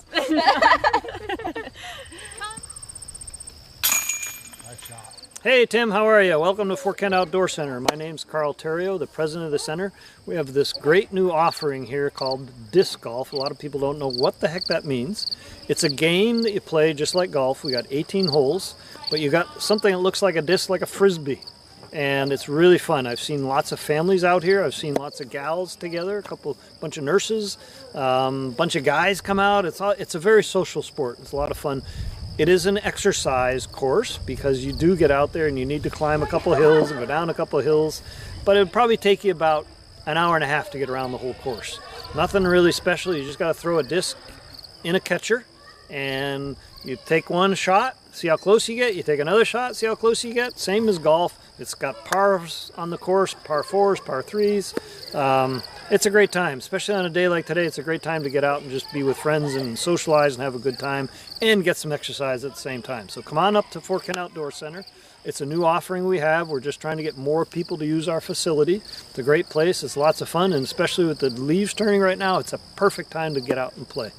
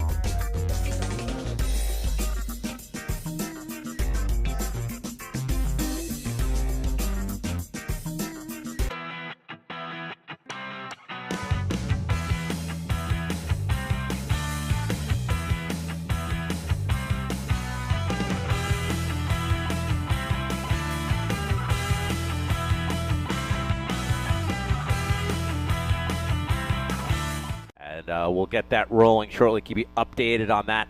But if we have all athletes and love to have all friends and spectators come and cheer them on as that awards presentation again taking place at the end of the finish shoot. And we get underway with that momentarily.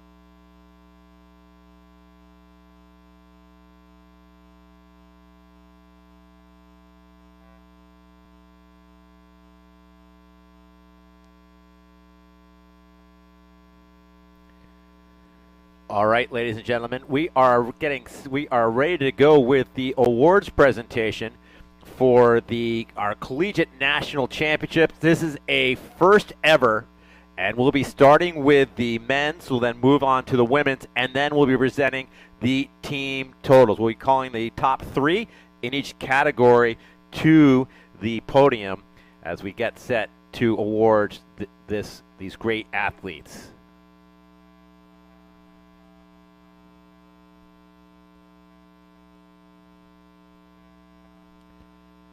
And starting with the collegiate men's, in third place from Paul Smiths, it's Diego Schiolacci.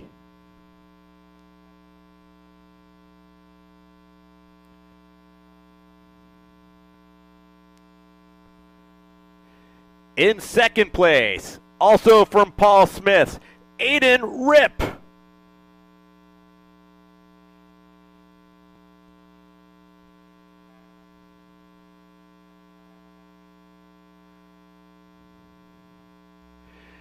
And our national champion, the first collegiate national champion from the University of Vermont, Bjorn Westervelt.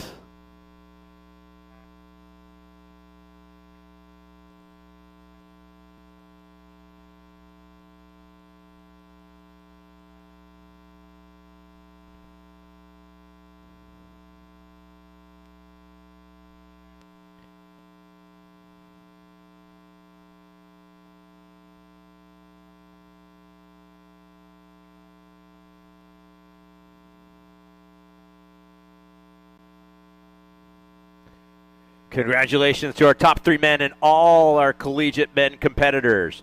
We'll now move on to the collegiate women.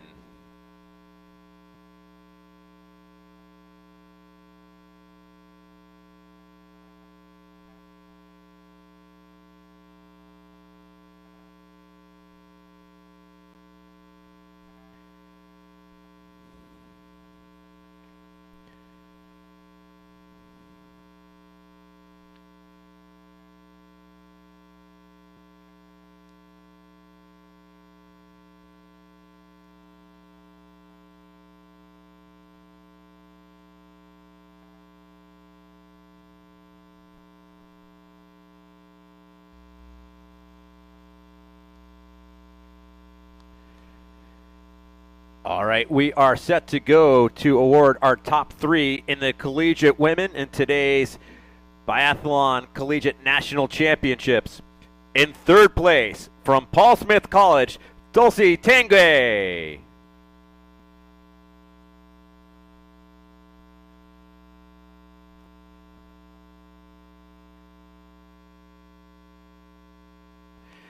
In second place, from Dartmouth, Hannah Chipman.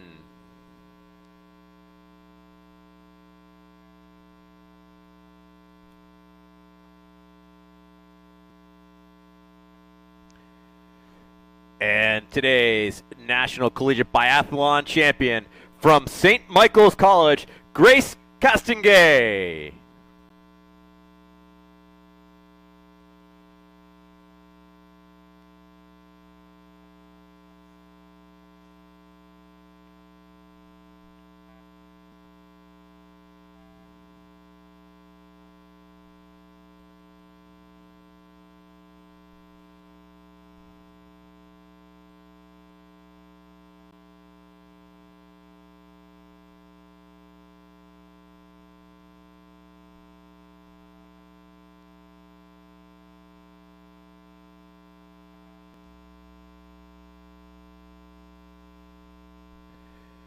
Congratulations to our top 3 and all of our female competitors today in the first Biathlon Collegiate National Championships. We'll now move on to the team competition. And again, we'll be calling up the top 3 here in this category. Starting in third place, from the University of Maine, Fort Kent.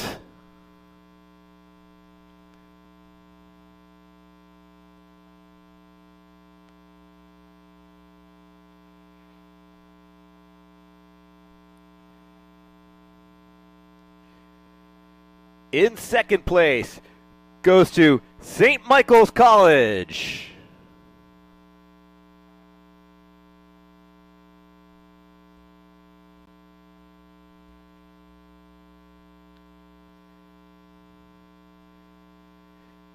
And the 2024 Collegiate National Championship team goes to Paul Smiths.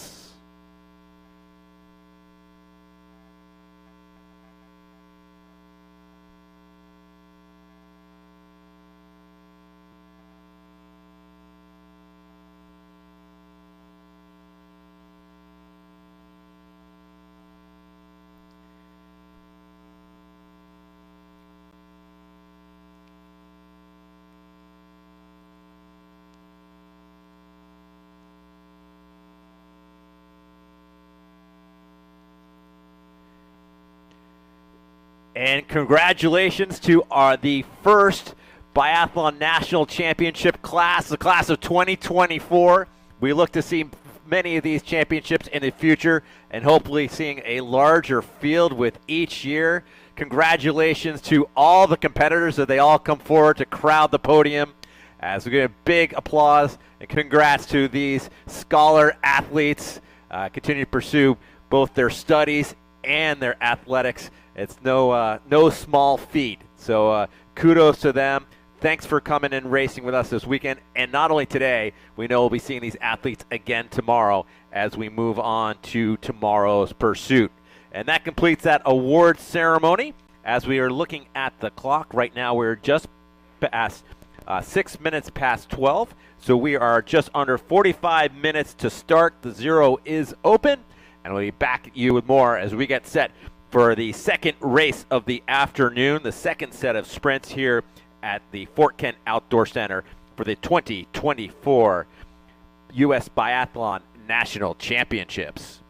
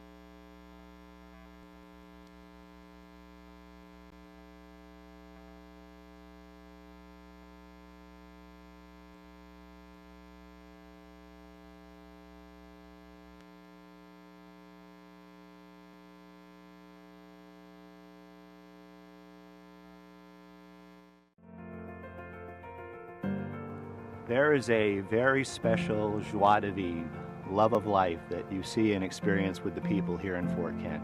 It's a wonderful place because of the energy of the people and the can-do attitude of the people and the beautiful seasons. The pace is slower here, the area is very safe, and as my children often remind me, they're very happy to have grown up here. Fort Kent has been a place that I've always called home, and when my husband had first come up here for the first time, he said this was the first moment that he knew what the word home meant because of how he felt when he came here. I don't think community is a strong enough word to describe Fort Kent. I really feel like it's a family. It's just a great place to grow up. I've had an opportunity to live in many different places, and one of the things that is most unique here is the way that the community comes together. The people are what make Fort Kent.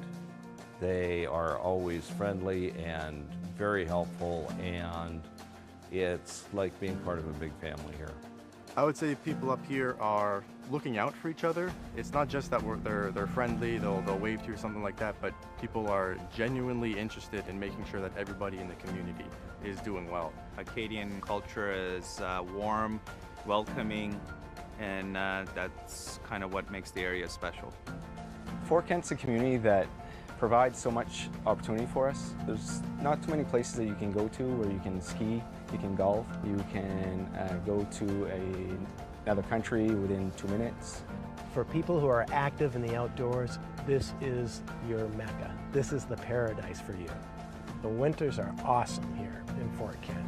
There's lots to do if you find yourself adventurous, whether you do skiing or snowmobiling, the Can-Am dog sled races. There's plenty to find to do in the winter months. Go out skiing all day or snowmobiling all day, and then you go to one of the local bars and have some time to relax and warm up by the fire. Snowmobiling is a big part of our winter industry, but all these snowmobile trails are converted to ATV trails in the summer, so there's hundreds, if not thousands of miles here in northern Maine. It's a lot of fun. Summers in Fort Kent are amazing. There's so many resources and lakes and rivers all around us, opportunities to go hiking, to go boating, to go fishing. There's just a nature's wonderland in our backyard, and we're very lucky to have that. My favorite season is actually the fall season, just because of the colors and how things change so drastically from the beautiful summer to the white winter. It's just very vibrant and beautiful. There's a lot to do. The food of that time of the year is a lot of fun to eat as well. The colors up here during that time of the year are just magnificent. And I had somebody describe it to me the other day, saying it was like a kaleidoscope of colors, and it truly is. It's just beautiful. Cherish it while you're a part of it. That's really what it's all about. Fort Kent is a very special place. Great place to grow up, great place to raise a family, great place to run a business. It's everything that you would want. Thanks to the Jalberts, and Phyllis Jalbert in particular, for their support here, the Fort Kent Outdoor Center, providing not only funding for that biathlon residence, where there's 5 bedrooms and only about a mile away from here, and available to 5 full-time athletes. Anyway, just a great opportunity there. But the Jalberts also, with the Jalbert ski program for skiers ages K through 6, providing trail passes, ski rentals, and instructions at no cost. And that taking place a couple times a month throughout the winter from January to March. And then there's the Jalbert Biathlon program for those athletes and aspiring athletes ages 10 and over interested in competing biathlon. And it's run in tandem with the ski program. But however, it is extended throughout the season for additional training opportunities as well as competitions. So amazing support by Phyllis Jalbert, and way that seeing athletes today, so many with Fort Kent connections, and really a lot of that can be thanks to their support here. As again, we are just after, we're coming up on 12:20, which would put us at 20 minutes left to zero in zeroing, and 30 minutes to the start. So we're about 33 minutes or so from the start. So we get underway with start 2 of the day, when we'll having the U13, U15 boys and girls, along with all of our masters and veteran competitors, heading the trails here at the Fort Kent Outdoor Center for day 1 of the U.S. Biathlon National Championships.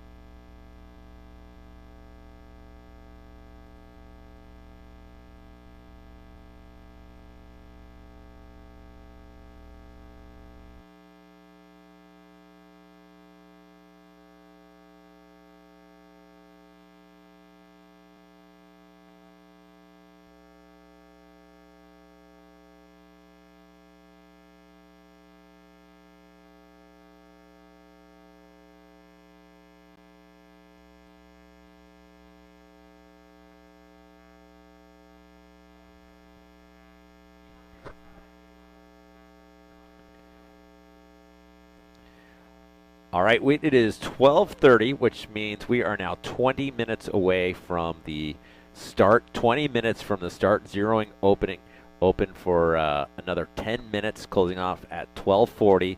Again, at this time, the group is meeting in the parking lot, so I best of you hustle. You might be able to catch them for that tour of University of Maine Fort Kent, as well as the Jalbert residence. So that's taking place, again, meeting up in the parking lot.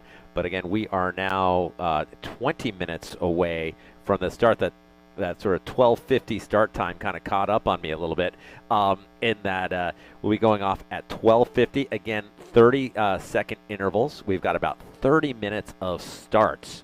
So some 60 athletes or so, I believe, looking over our start list. But a big thanks to everybody who's put this together and make this weekend possible. I know anybody out there, athletes, family, coaches, etc. Big thanks to anybody in one of those red vests. Those are our volunteers, and what a great job they do making everything run smoothly, by preparing for weeks to get this together, and early this morning as well to get the stadium laid out after all the snow we got yesterday, and much later into the evening than I think any of us might have had predicted. But, at this time of year, we'll take snow when we get it. Not quite tired of it yet this year with the type of conditions that we've had throughout the winter. But a couple of major people we wanted big thanks to our chief of competition, Carl Terrio, as well as his assistant, Charlie Cobb. Charlie now taking that group to down to the college to have a look things over. And to Bill Loader, the chief of timing for the weekend, assisted by the timing and internet video being overseen by Brandon Goding. I'd like to thank Leslie Kelly, the head of range scoring, and then the chief of range is Mike Tangway. And the beautiful layout of the stadium under the vision of Paul Sear, our chief of stadium, while the chief, of course, is Sarah Ashley. And at the start and finish area, big thanks to the chief of start and finish, Paul Kyle. And then lastly, but definitely not least, that penalty loop, Dave Guimon. Thanks to Dave he's in charge of that today. This weekend's event technical delegate is Matt Sebastianski, and then the IR range is Matt Thompson. So the two Matts leading things off, making sure everything is in line.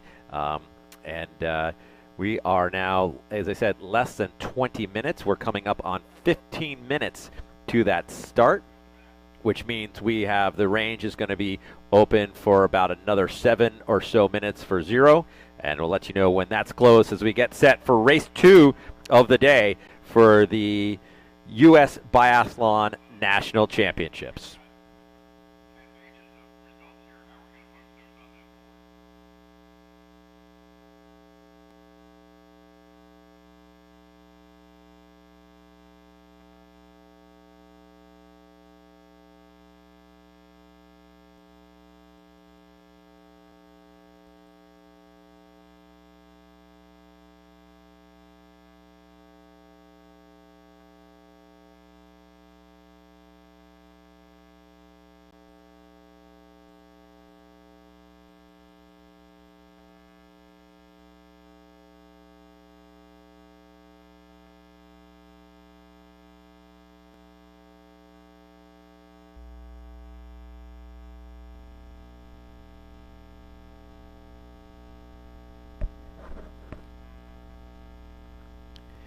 And just getting word that provisional results are being posted.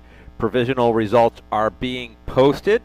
And the 15-minute protest period starts in about a minute. And we're saying at 12:35. So that will run to 12:50. So run to the start of the next event. The protest period will be live. Again, provisional results are being posted.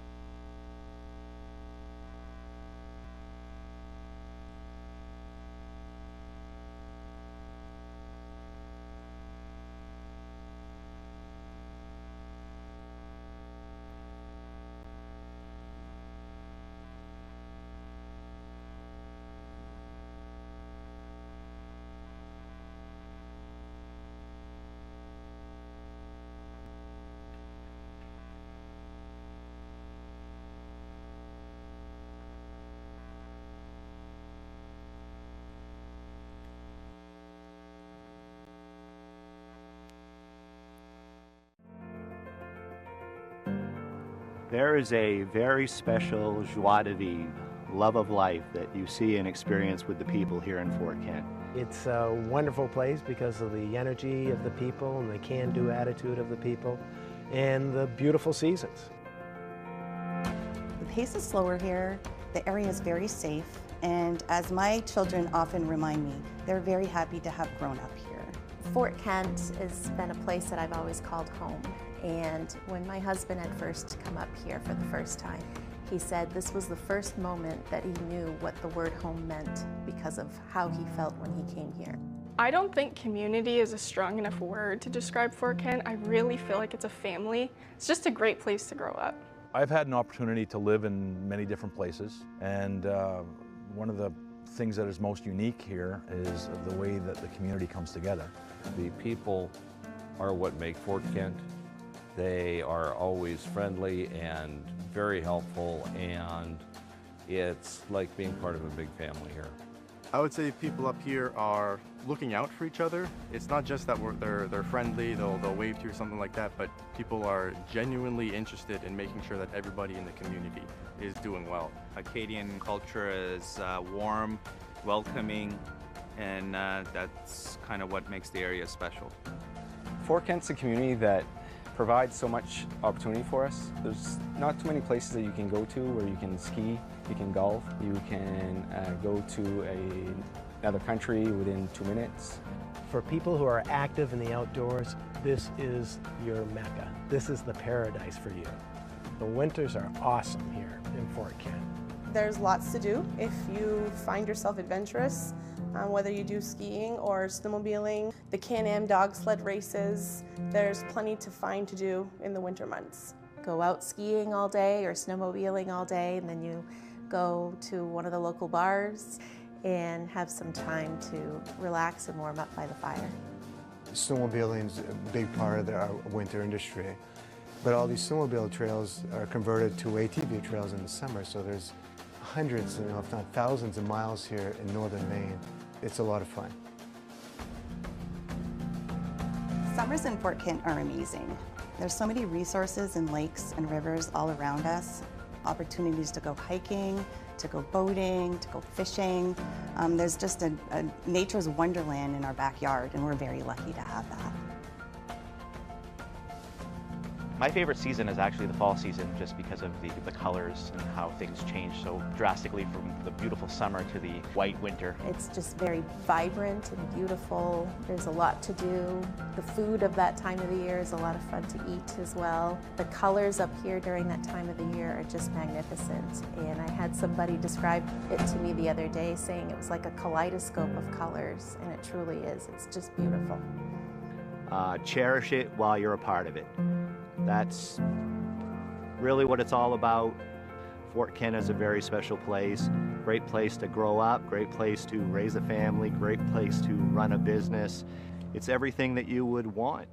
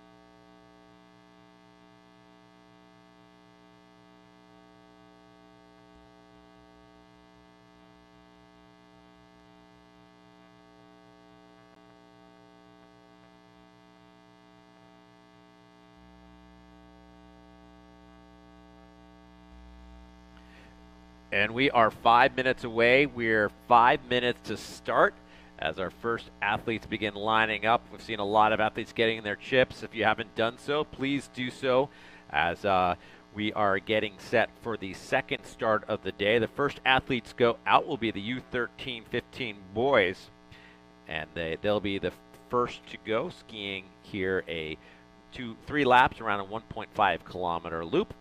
And again, twice in the range, first shooting prone, then standing. And we'll see how they do today here with the winds continue to blow across the range, and certainly was a challenge for the athletes this morning. Definitely rare sighting was that clean shooting, and just sort of some tough conditions. But that's biathlon and Nordic skiing for you. You know, it's never easy. There is always something you're contending with, whether it's wax, it's wind, snow, etc. But looking at the clock, we are coming up on 3 minutes. We're about 3.5 minutes from start.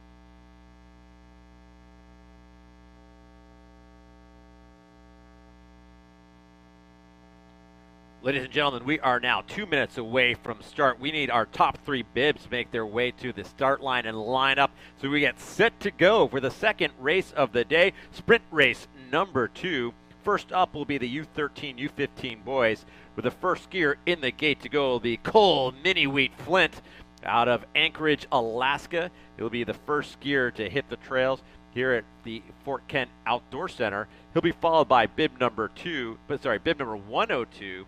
That's Saku Kerr, skier out of Lexington, Massachusetts. And then the third skier out of the start wearing bib number 103 is Zach Skopinich-Burgel, another Massachusetts athlete out of Concord and skiing for the Harvard Sportsman's Club.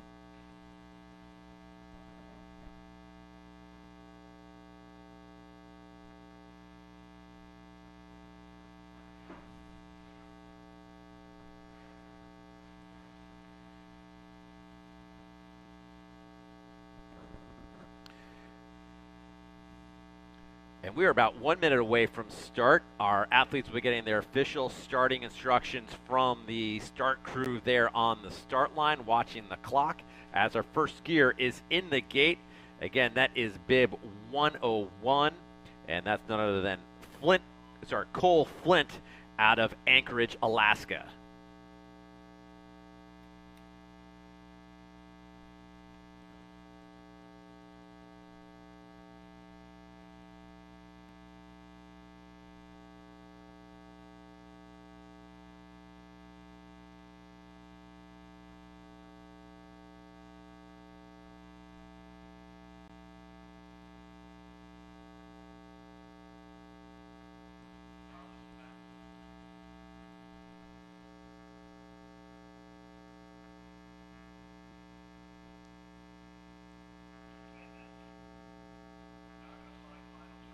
And we are underway. Our first skier is on course, and that is Cole Flint. Second skier in the start is Saku Kerr, 13-year-old out of Lexington, Massachusetts, 7th grader. And he'd be the second skier to head out on course.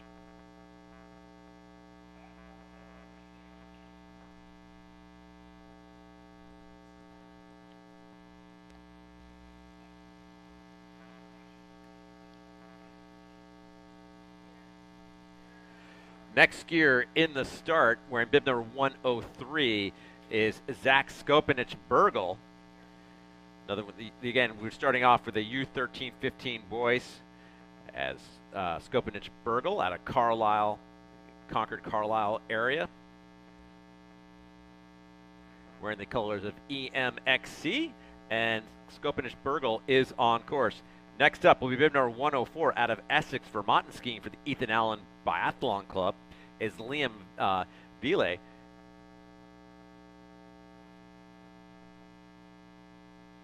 looks like that might be a scratch, so we'll have a little bit of a pause before our next athlete hits the trails.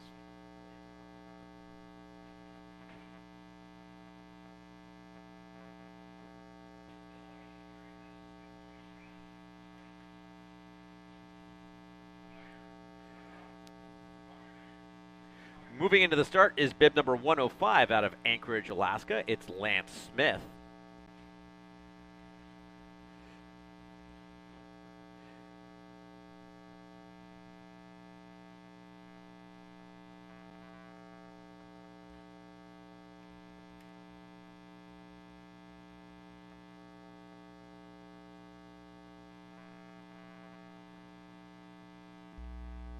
Next skier in the start, wearing bib number 106, is Declan Haltley out of New Haven, PEI, skiing for Biathlon PEI. So it's bib number 6. 10 racers, actually with that scratch, 9 racers in this U13, U15 boys wearing the cuff. We have one boy racer skiing, the younger wearing using the block. So they're able to use that when they're shooting. And again, our next skier in is Declan Haltley, bib number 106, and he is on course. Bib number 107 is Leif Helsted out of Yarmouth, Maine, and skiing out of the Fort Kent Outdoor Center. So heading north for his training. And what a tough drive it was yesterday in that weather. My car looked like a sea creature by the time I pulled into the parking lot here. But next skier up out of Yarmouth and on course, that is Leif Helsted. Bib number 108 in the start is Julian LaFontaine out of Concord, Massachusetts.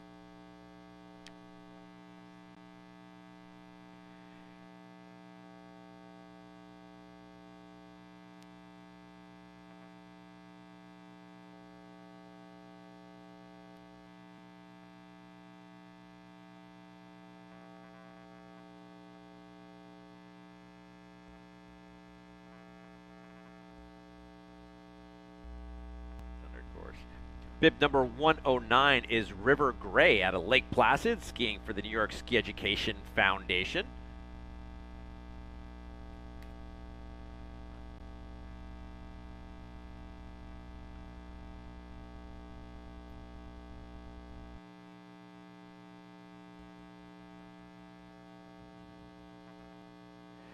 So River is on course. He'll be followed by number 110. And that's Isaac Fellows out of Etna, New Hampshire, in the Hanover area, attending Hanover High School.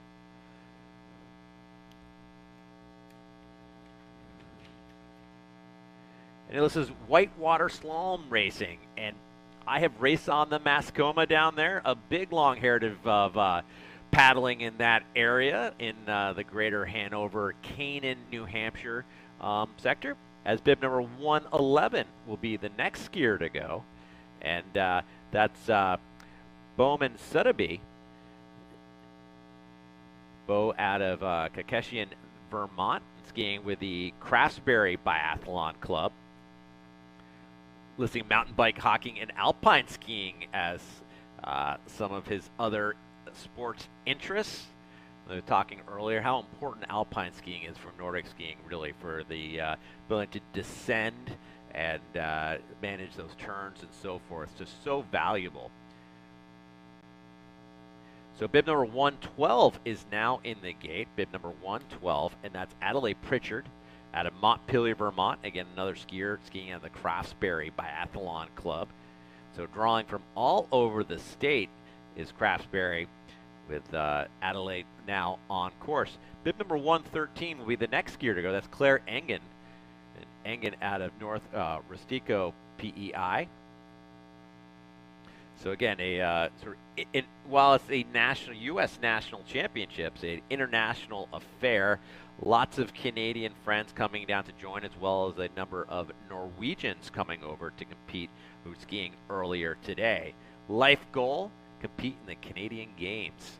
Claire lists, and Claire is on course, bib number 113. Next up will be bib number 114, and that is Amelie Pratt out of Wolcott, Vermont. And again, another Craftsbury Biathlon Club, 8th grader. And let's have first place in the pursuit in Lake Placid earlier this year. So lots of good things to come ahead for Amelie, as she'll be the next skier to head out on course. Behind Amelie will be Lillian Sutterby, bib number 116.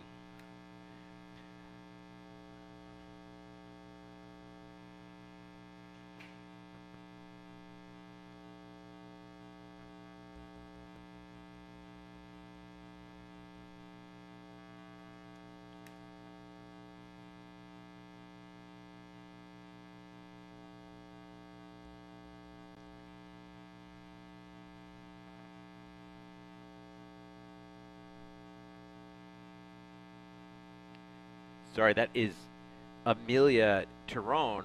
My mistake, getting a little bit ahead of myself. Next up is 116, Lillian Sutterby, skier out of Craftsbury.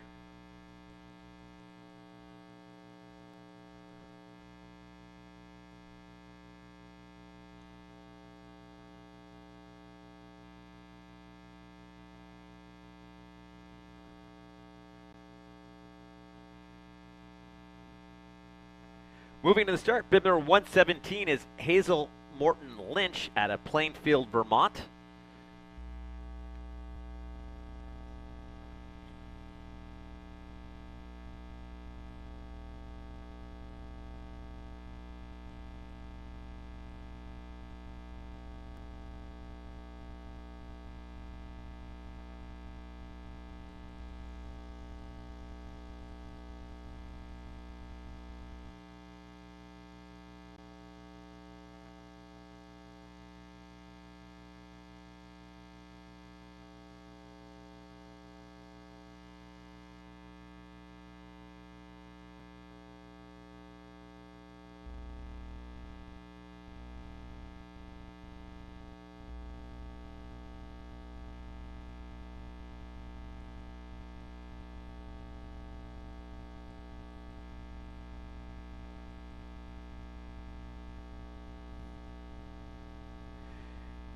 And Elizabeth Cyril's just heading on course. Next up will be bib number 119, Althea Veve out of Cambridge, Vermont, be the next skier to go. A reminder to all athletes looking to have all relay teams entered by 4 o'clock this afternoon at the Hospitality Center in the Lodge. So by 4 o'clock, we need to have all those relay teams entered. And as Vive sends out number 119, that completes the U13-15 girls cuffs. We move on to the girls competing using the block. Bib number 120 will be out of Anchorage, Alaska. It's Teal Flint, bib number 120.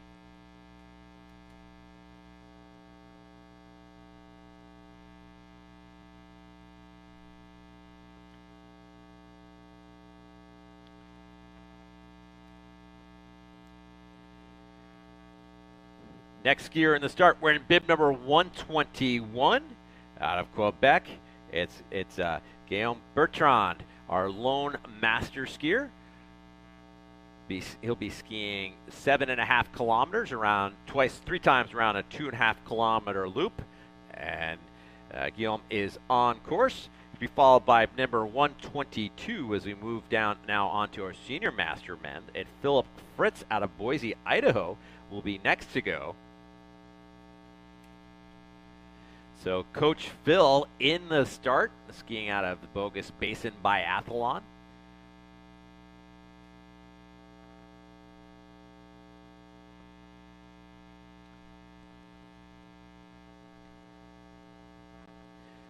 So Phil is on course. He'll be followed by bib number 123, Matt Michaud out of Fort Kent. And definitely been a huge influence here on this skiing community as Michaud getting set to go, bib number 123.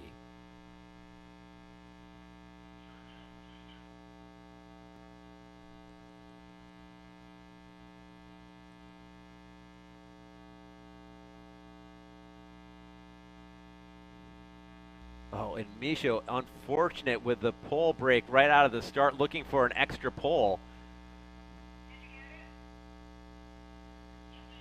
Bib number 124 will be going behind, and that's Steven Silverman. Bib number 124. Silverman out of Somerville, Massachusetts.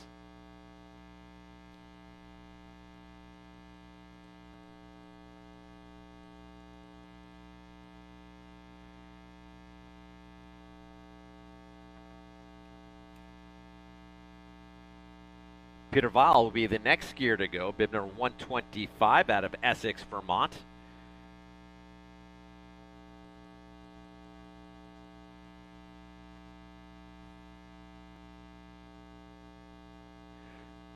We see our early skiers making their way up the into the stadium. Bib number 115 right out in front here, coming into the range. That's Amelia Terone, bib number 115.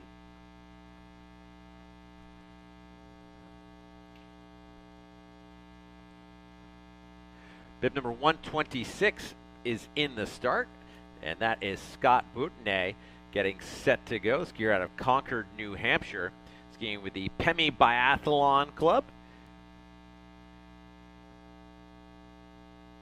Bib 127 moving into the start. It is blustery out there this afternoon with Jim Becker, the senior masters men, getting set to go, skiing out of Crosscut Mountain Sports Center out of the Greater Bozeman area, residing just east of Bozeman in Livingston, Montana. A great facility they have up there in at Crosscut. Bib number 128 moving into the start is Matthew Meyer. Meyer out of Skeboygan, Wisconsin, and skiing for the Wisconsin Bay Nordic Aryans as he's getting set to go, bib number 128. Again, these are our masters men, and Meyer is the last of this group of 7 athletes, as then we'll move into our veteran men with bib number 129 moving into the start. Out of Rice Point, it's Ed Feehan, bib number 129 moving into the start.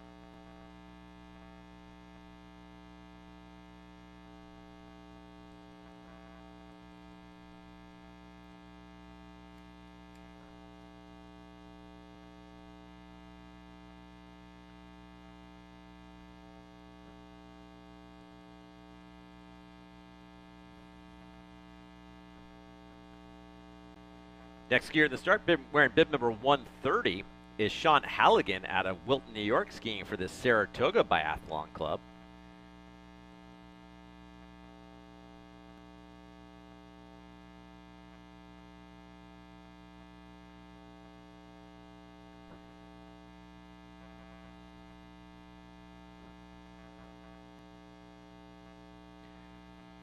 Oh, it looks like some clean shooting out there on the .16.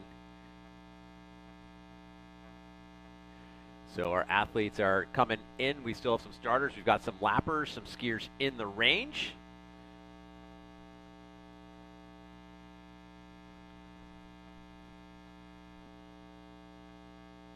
Bib 131 is in the start and getting set to head out. That's Hugh Pritchard, skier out of Montpelier.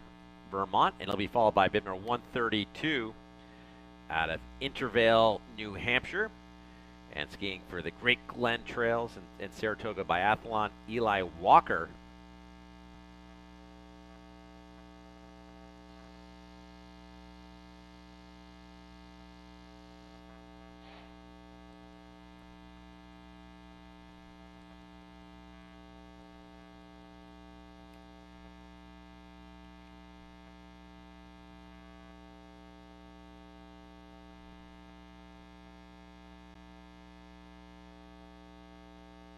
Walker headed out. Bib number 133 moved into the start out of Burlington, Vermont. Brad Ketterling getting set to go.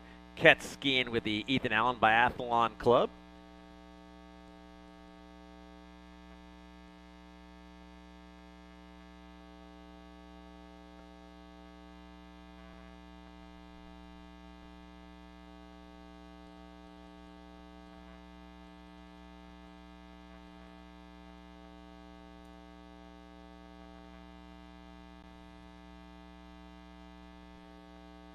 Paul Chiron moving into the start, bib number 134 out of Underhill, Vermont, just down the road from Fort Ethan Allen, training with the Ethan Allen Biathlon Club.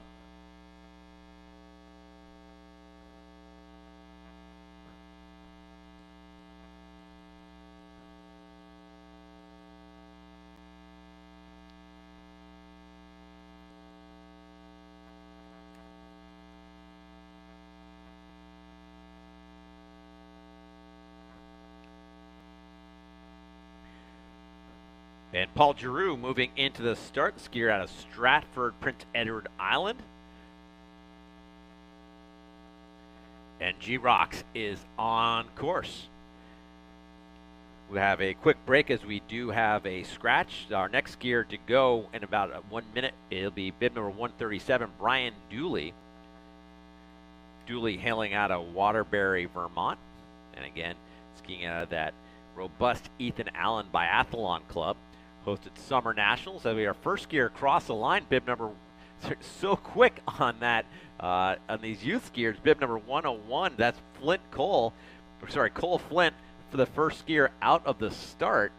So we do have some athletes finishing, snuck in there to obviously some quick skiing and some sharp shooting out there for Cole Flint. Again, bib number 137 is now in the start. That's Brian Dooley.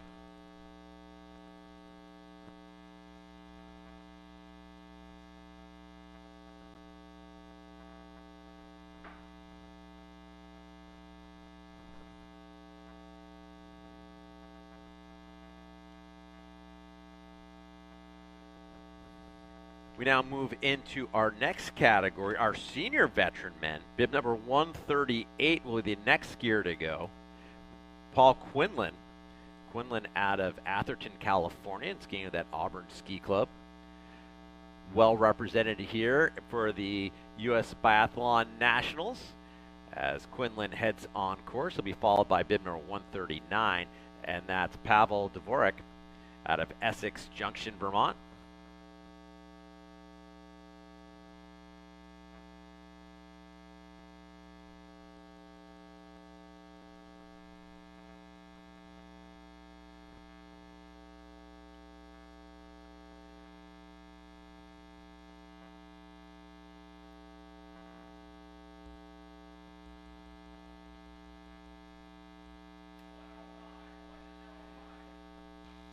We've got another finisher here, bib number 105, Lance Smith, skier from Anchorage, Alaska, coming to the line. And bib number 140, Kirk Siegel, is in the start, bib number 140. Hailing out of Bethel, Maine, and skiing for the Bethel Outing Club. And Siegel is on course. He's followed by bib number 141, be the next skier in the start.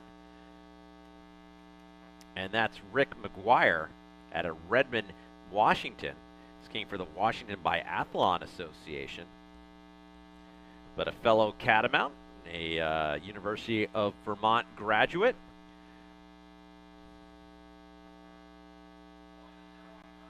And we've got a bib number 103 coming through. Zach Skopanich-Burgle, skier out of wearing the colors of EMXE and skiing for the Harvard Sportsman's Club. And bib 102 coming to line as well. That's Saku Kerr.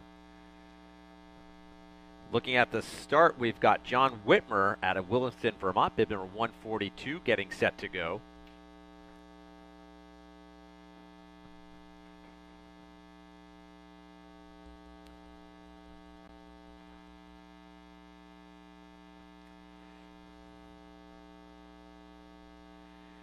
And we have Greg Pattison, otherwise known as the Legend, getting set to go in the start out of Neenah, Wisconsin.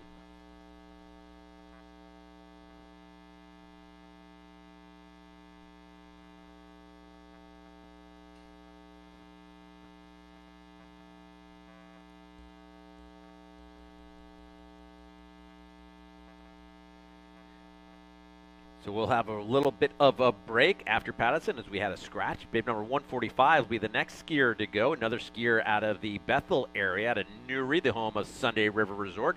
Fred Call will be the next skier to go. Bib number 145.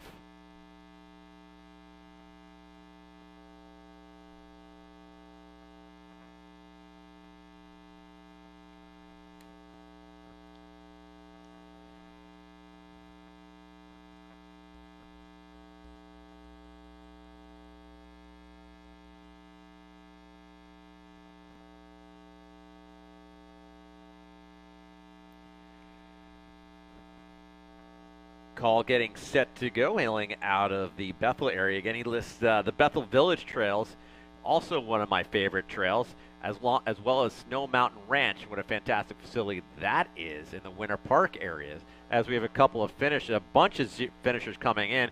Bib number 110 was the first one across there, Isaac Fellows, as 107 comes across the line as well, and that's Leif Helsted. Missed those couple of those. Just a big group of skiers making their way across the line in that young U13, U15 boys category. There's another skier on the start heading out. Bib number 146, that's Jim Ketterling out of Douglas, New Brunswick. And that'll complete our senior men senior veteran men. Now we'll go into the second classification of senior vet men, with John Valera, bib number 147, will be the next skier to go. Skier hailing from Windsor, New Hampshire, and skiing for the Windsor Biathlon Club.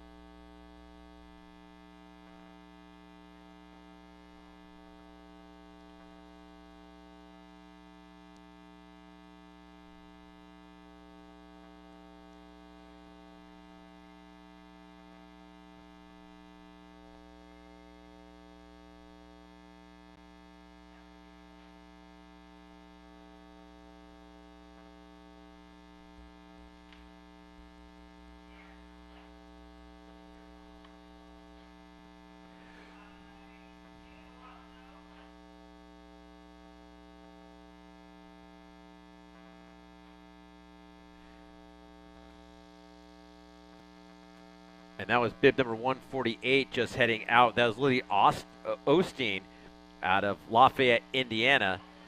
Bib number 149 will be next. Hillary Becker out of Livingston, Montana, skiing out of Crosscut. As bib number 111 coming to the finish line, and across that's Bowman Sadaby, skier Bo out of Vermont, and skiing for and wearing the colors of Craftsbury. Bib 112 now coming to the line. Bib 112, let's hear it up for Adele Pritchard.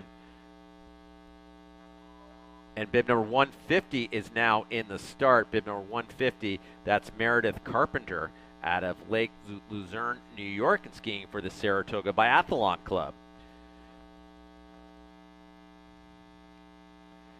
Bib 151 will be the next skier to go out of Randolph, New Hampshire. Skiing for Pemi Biathlon is Susan Thompson. Bib number 151 next to go.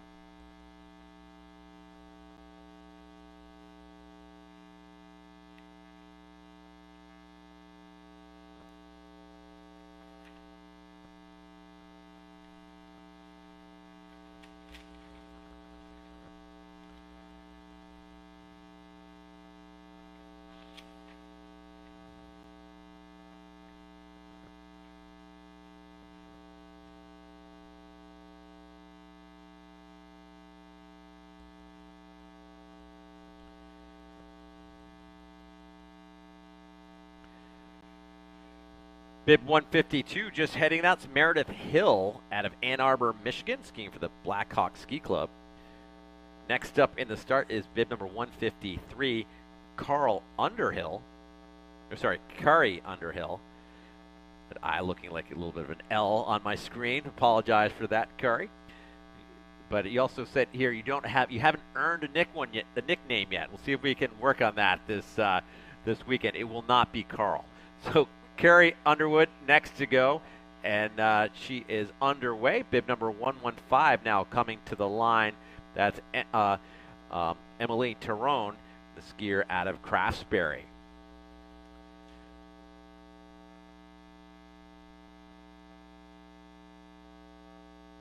Bib 154 now in the start. That's Christine Dillon out of Underhill, Vermont.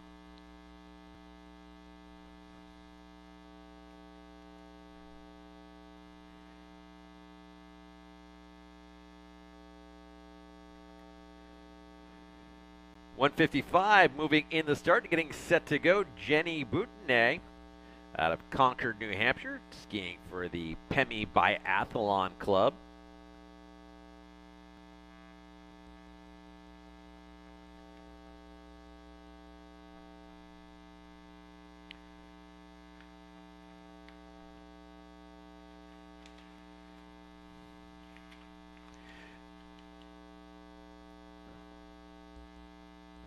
And we're down to our final three starters. Next to go will be number 156, S.J. Shepard.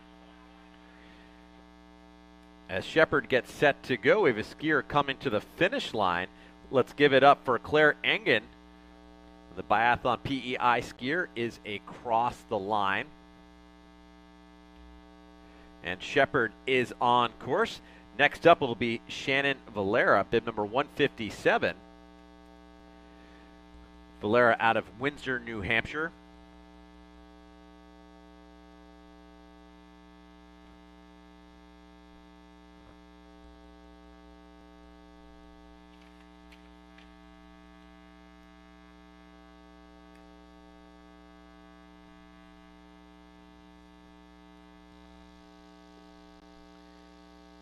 Valera heads on course as we move into the start. Getting set to go is Mary Stusser.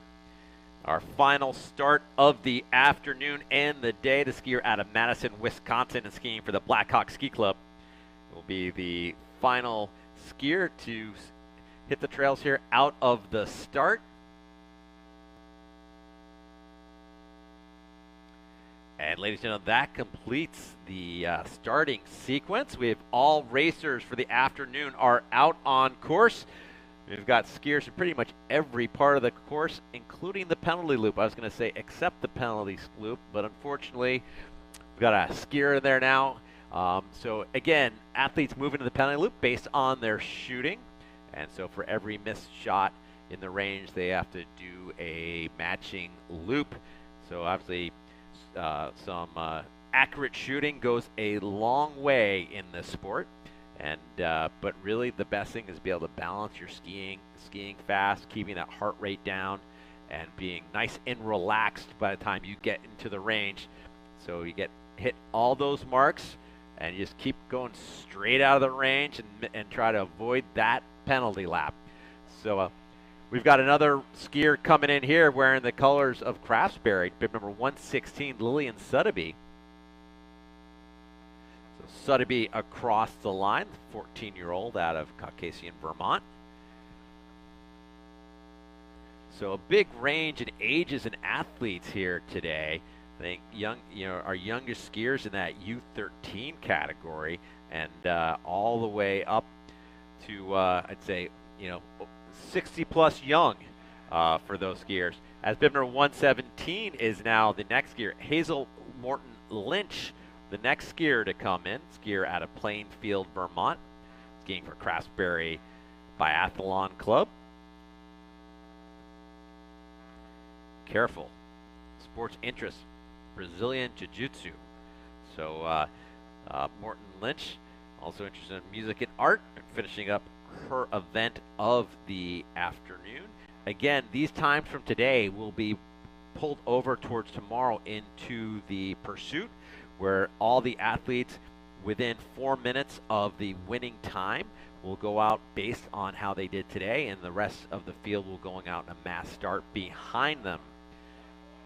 As bib number 114, Amelie Pratt out of Wolcott, Vermont. And again, another skier in the wearing the colors of Craftsbury Biathlon across the line. The Susan Dunkley as her favorite skier. Dunkley definitely, I think, hit the most amount of votes for favorite skier amongst our athletes, based on the questionnaire that we sent out to them all ahead of this weekend's event.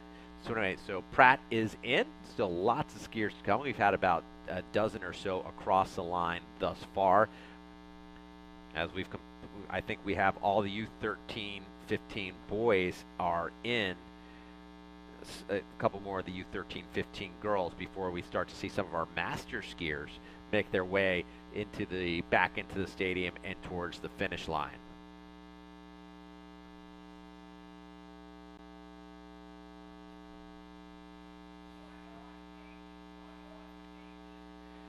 Bib 118 coming to the finish line. Bib number 118 is Elizabeth Searles out of Hyde Park, Vermont.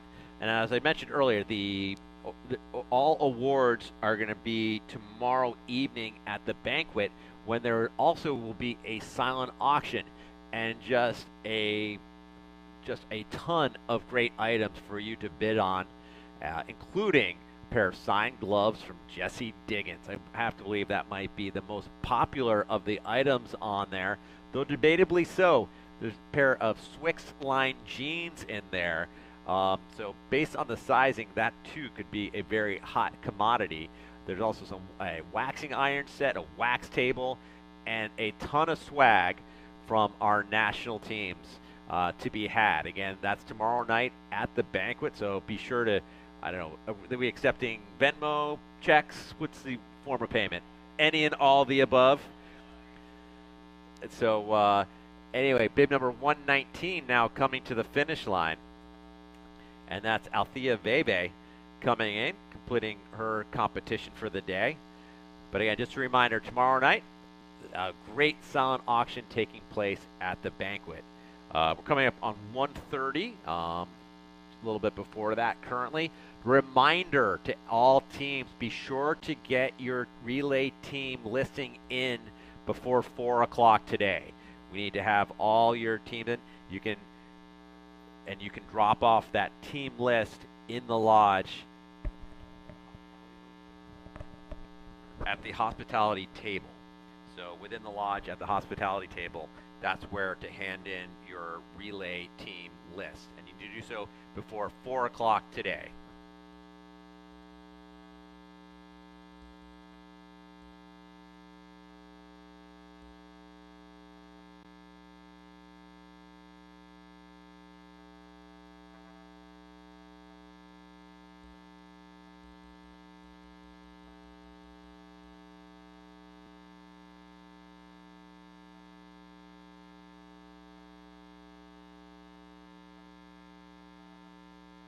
And I think I have this right. I'll be corrected if not. So again, everything official out of here.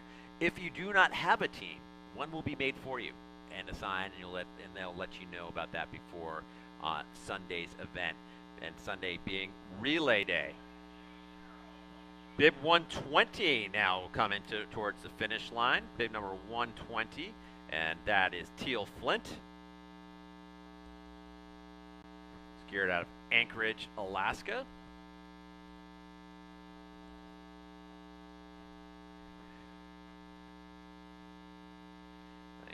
Alaska, great facility they have there at the Kincaid Park.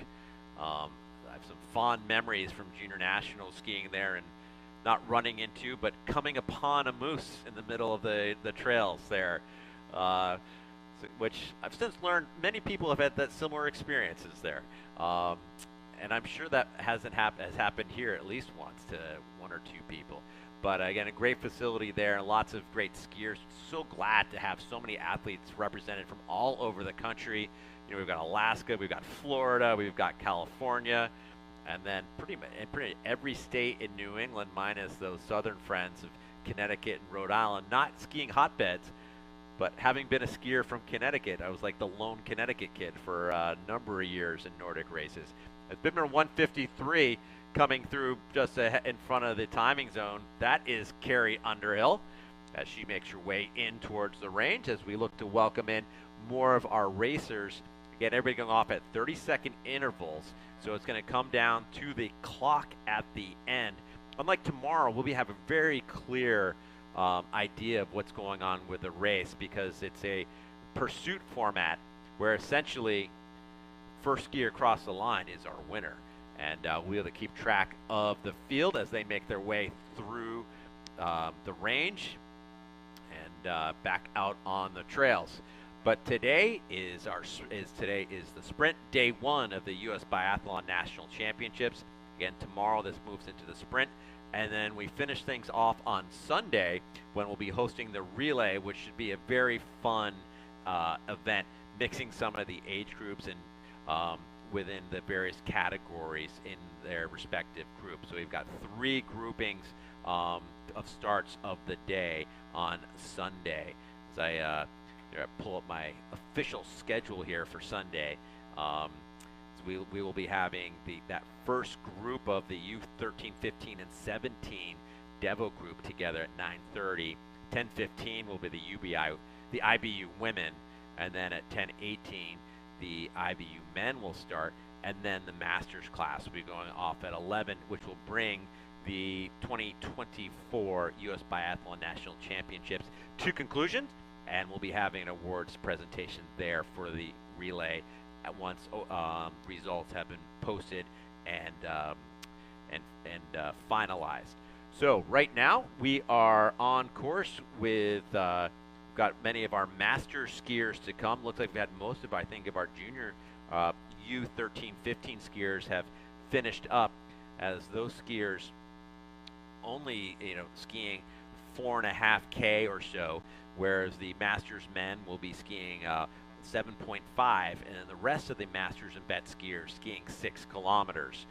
So just be a little bit before we start to see some of those finishers, and I'll let you know who they are as we get set to finish up day 2 of competition here at the Fort Kent Outdoor Center for the U.S. Biathlon National Championships.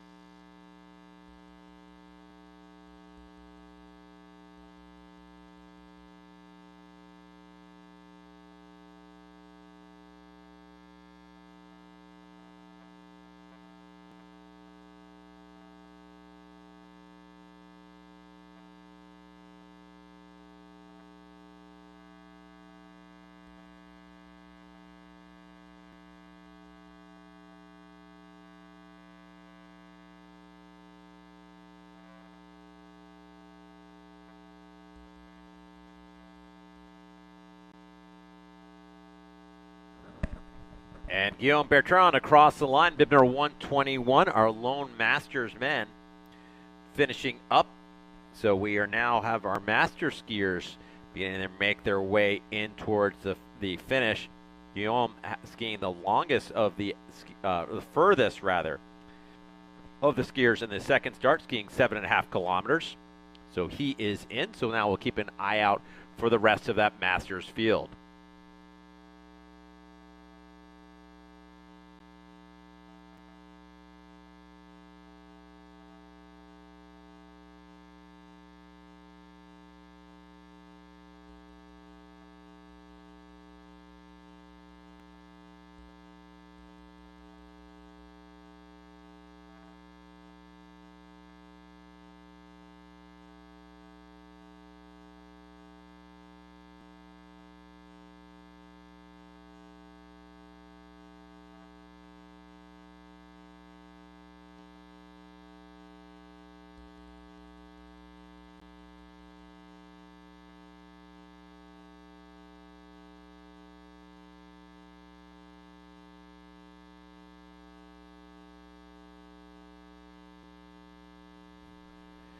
So a number of skiers in that penalty lap. It looks like Talladega Speedway there with so many skiers turning left around there. Now a few heading out towards their next lap. Again, these skiers are doing 3 laps around this course in respective distances. I think we're down to all masters, so all of these skiers currently skiing a total of 6 kilometers, 3 times around this 2-kilometer loop. Again, we have our first masters skier in the masters men's category, so we should look to see have our first senior masters men in very shortly.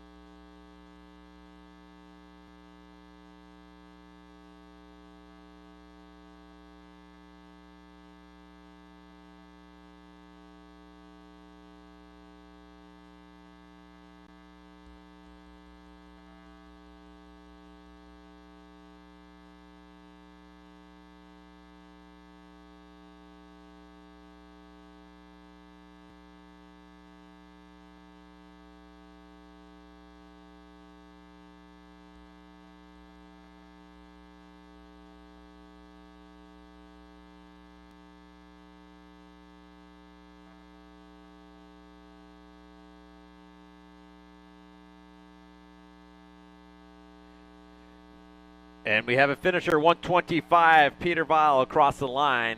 That's our first senior masters men. Again, though, it's against the clock. You know, though he started out 4th in, he was a minute and a half back from that first starter. So looking like a good time for Ville as we will start the clock. Scott Boutonnet went 30 seconds behind him. Jim Becker a minute, and then Matthew Meyer another minute and a half based on that interval start. So looking at the clock, it's about 20 seconds have clicked off.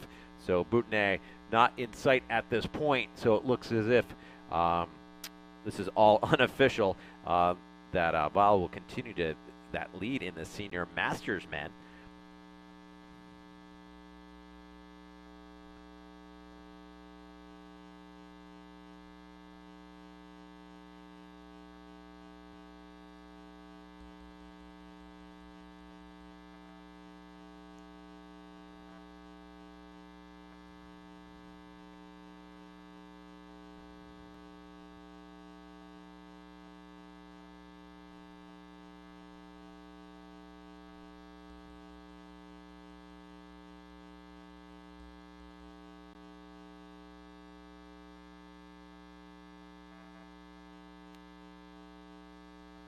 And let's give it up for Matt Michaud coming in across the line. Michaud with the unfortunate break of a pole out of the start, but fighting hard back into the race as he's second across the line, though that broken pole definitely costly as Peter Weil starting a minute behind him, and then having gone out and then having to try to make up that time and some. So we look out, waiting for the rest of that field to make their way towards the finish line.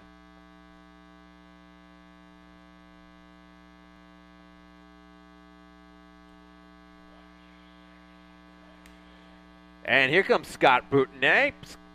Scooty Scoot Toots, as it says here, is his nickname. Not sure who filled out his bio. But anyway, Boutonnet is across the line.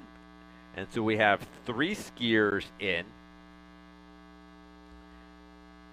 And again, there are 7 skiers in this class.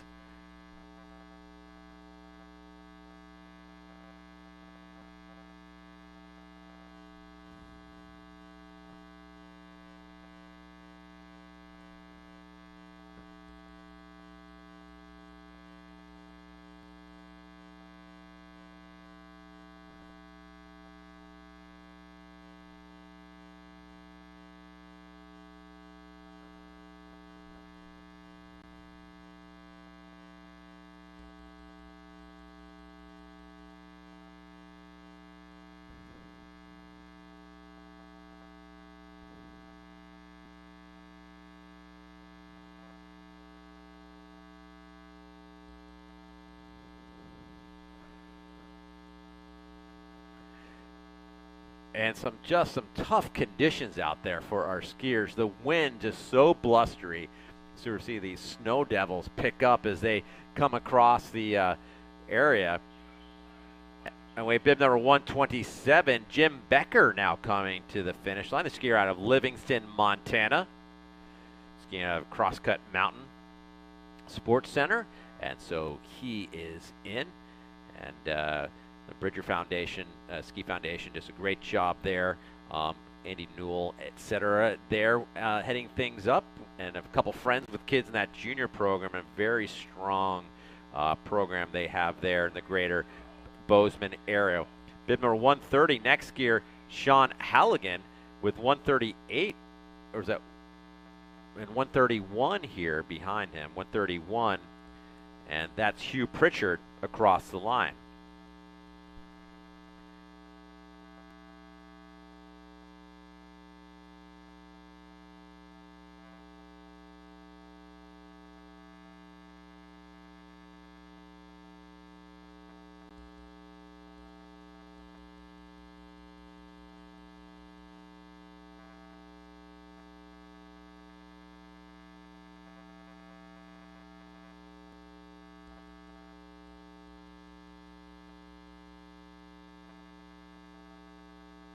So likely to have another 30 or so athletes still out on course. We have another skier here turning for home.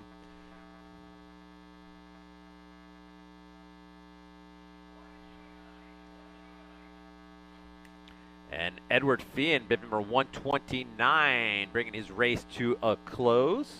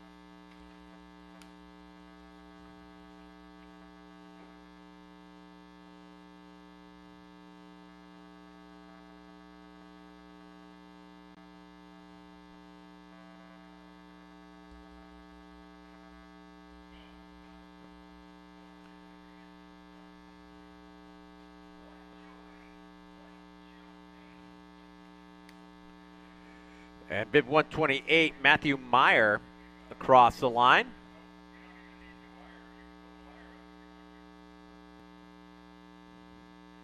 Skier out of Sheboygan, Wisconsin. He said he's been super lucky to have natural and man-made snow to train on regularly. I'd say you are lucky. So few of us had those opportunities this winter. And, here in Maine, we've got a couple of locations where between here and the Quarry Road area where there's generally some consistent snow with having had some snowmaking there. And we look to the east, there's, we've got places like Craftsbury, Holderness, and Lake Placid as well. As Eli Walker comes in, skier at Intervale, New Hampshire, and then Sleepy Hollow as well in the greater Burlington area. So it's great to have, we're going to have some more of these locations for training where there's the man-made snow as well as, the Boston ski track, but so challenging down there with the warm weather, even with man-made snow these days. Just the swings in temperature, it's so much more resilient to rain, but when we're looking at like 40-degree weather or 50-degree weather and inches of rain, it is tough. And I tell you, as a coaching middle school skiing down in the greater Portland area, it is, I would say tough sledding, but there wasn't even much sledding going on. A lot of ice skating, roller skiing, and games, and etc. But definitely, hope maybe next year Mother Nature will make up for the last 3 years, and we'll have a great snow year of some fantastic skiing everywhere everybody wants it. But for now, it's great to have winter back, even though it is spring, which is so crazy. I couldn't believe that Monday was the first day of spring. I was like, are those supposed to happen on 21st? But anyway, we are 3 days into spring, and it feels like midwinter. But that's life in the county, so to speak. And it's fantastic to have these consistent snows, because I know if we were any further south, this would be a tough competition to host, regardless of having a range or not. But again, we are in the middle of our Masters event. We're coming up on 1:45, so we've been going on for almost an hour. The first start for the second race skiers going off at 12:50. And we begin to wind things down here for the the first day of competition for the U.S. Biathlon National Championships. Looking towards tomorrow, and as things currently stand, first off, though, we have a finish here. Bib number 154 coming to the line. That's Christine Dillon, as well as bib 124 just behind her. That's Steven Zimmerman. The Zimmerman out of Somerville, Massachusetts. As I was saying, looking towards tomorrow's schedule, we kick things off at 9 a.m. with a mass start. Again, true pursuit, meaning you go off based on how you did up until 4 minutes. All athletes who are 4 minutes plus behind the leader in their category will go off in a mass start. So at 9 a.m., the senior and junior men, 9:10 with the youth men and para. And then we'll move into the senior junior women at 10, 10:10 with the youth women. And then the U17 boys go off at 11. And 10 minutes later, the U17 girls. That'll be the first start of the day. And the second start of the day kicking off at 1:30 with an interval start, just based off of raw placements in the Masters and U13-15 boys and girls. So looking at things and continue to sort of roll around here, the range as blustery as ever, those red flags going every which way, making very complicated, blowing one direction at one end of the range and another at the other, and just what a crazy thing to have to deal with. And down a range, it's only 50 meters, 164 feet from the shooting position to the target. So to have that much just a change in winds is pretty amazing. Having been in another sport where wind played a big part of it, and as unfair as that is, having been a Nordic combined skier, wind just plays such a big part in these two sports. And people would always say, Nordic combined, is that with the shooting? I was like, no, it's actually Nordic confused. We were with ski jumping. But everybody always talks so highly and love biathlon. People who don't know the sport, every time I talk to them and they ask me, I heard you were a skier, and I'd say, I'm a Nordic combined skier. They're like, is that with shooting? And they just, the idea of biathlon, and love watching it at the Olympics. And, I think all of us who've skied and sported at a fairly high level, that, like, the Olympics are only every 4 years. There's racing going on all year round. So a couple more athletes across the line. Bib number 135 there is Paul Giroux, just finishing up his event there. And I believe the other one might have been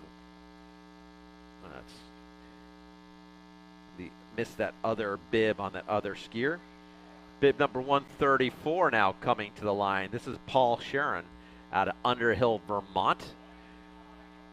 So they are now coming in hot and heavy now. Susan Thompson, bib number 151, I believe our first senior masters woman. And as we bib number 149 coming in towards the finish line, let's give it for Hillary Becker, the skier out of Livingston, Montana. Bib number 139, Pavel Dvorak out in front and across the line. As bib 150 crosses Meredith Carpenter, the skier out of Lake Luzerne, New York, and skiing for Saratoga Biathlon. So a flurry of skiers across the line. But looking out, we still see some skiers in the stadium. I see a couple more on the climb behind the timing building and the stands. As we look out, the winds continue to howl and blowing snow. The range looks empty at this point, but we still have skiers on course. As bib number 133 is the next skier, Brad Ketterling, skier out of Burlington, Vermont, makes his way to the finish line.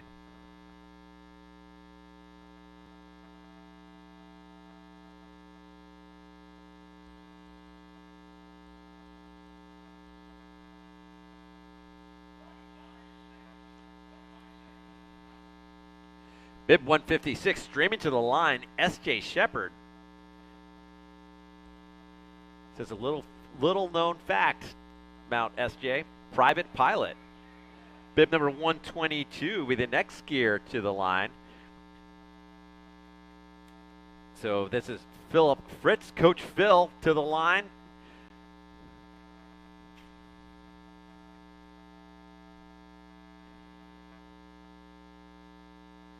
And it's amazing how in life you become coach.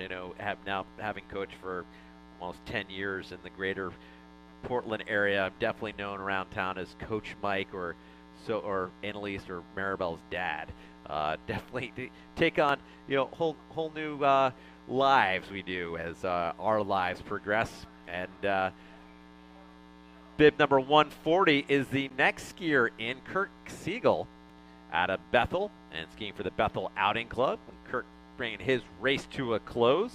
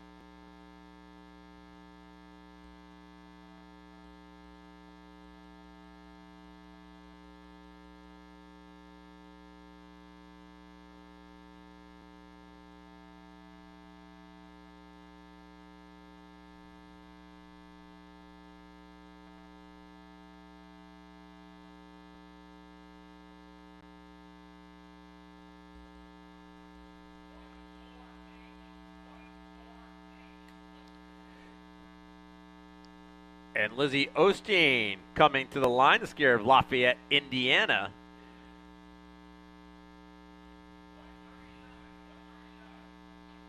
Bib 137 is Duels Brian Dooley, skier out of Waterbury, Vermont. The beekeeper and maple syrup producer across the line. Bib number 142, the next skier in, John Whitmer, skier out of Williston, just outside of Burlington, and skiing with the Ethan Allen Biathlon Club. So Whitmer is cross the line as we had a group of skiers now the extreme end. Bib number 157 is the next skier. That's Shannon Valera, the skier out of Windsor, New Hampshire.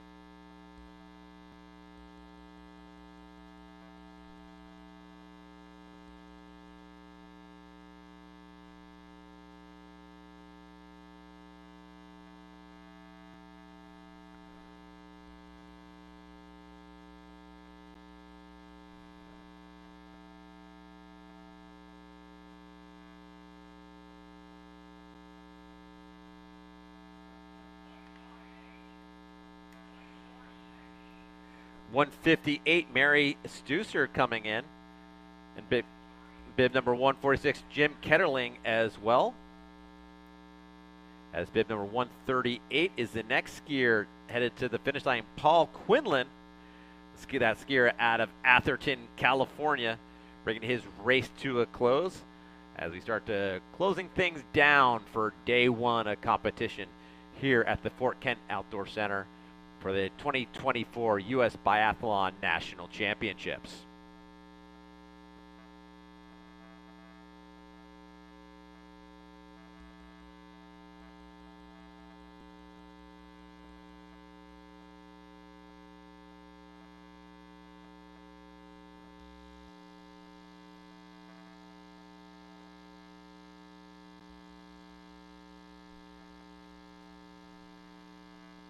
Bib number 152, Meredith Hill, finishing up.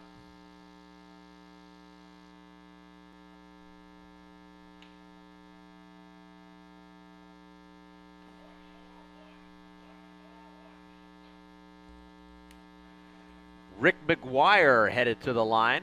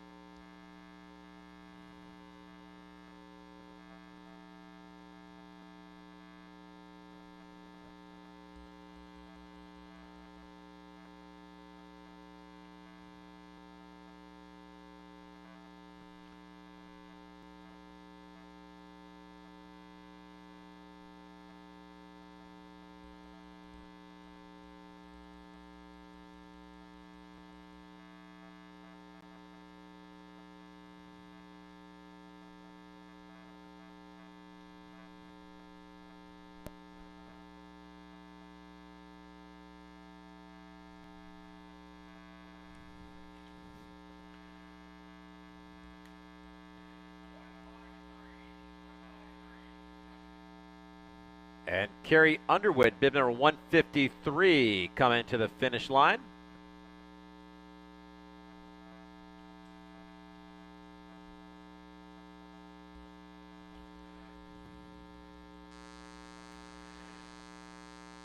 And let's give it up for John Valera, bib number 147.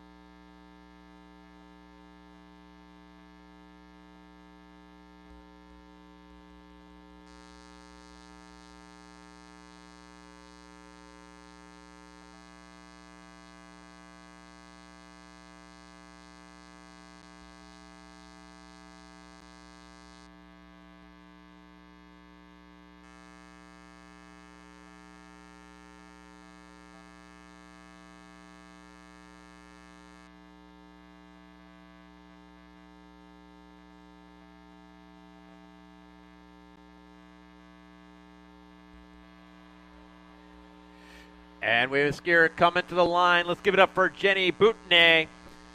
Bib number 155, the skier out of Concord, New Hampshire in the PEMI Biathlon, the high school biology teacher.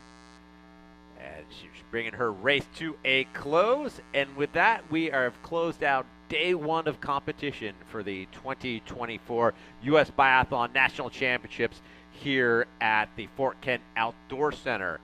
So that concludes racing for today, but lots more still to come this weekend. Tomorrow we get set to go with the pursuit format, kicking off at first races at 9 a.m. And then again on Sunday we conclude the championships with the relay. Speaking of the relay, it is 2 o'clock. Teams have 2 hours in which to turn in their relay teams at the hospitality table within the lodge. So get those teams together and get those turned in. They need to be in by 4 o'clock today at the hospitality table that's located inside the lodge. So that does it for racing today. I'm Mike Collin. It's been a pleasure being with you today. I'll be here all weekend as we continue to roll things on here at the Fort Kent Outdoor Center for the 2024 U.S. Biathlon National Championships.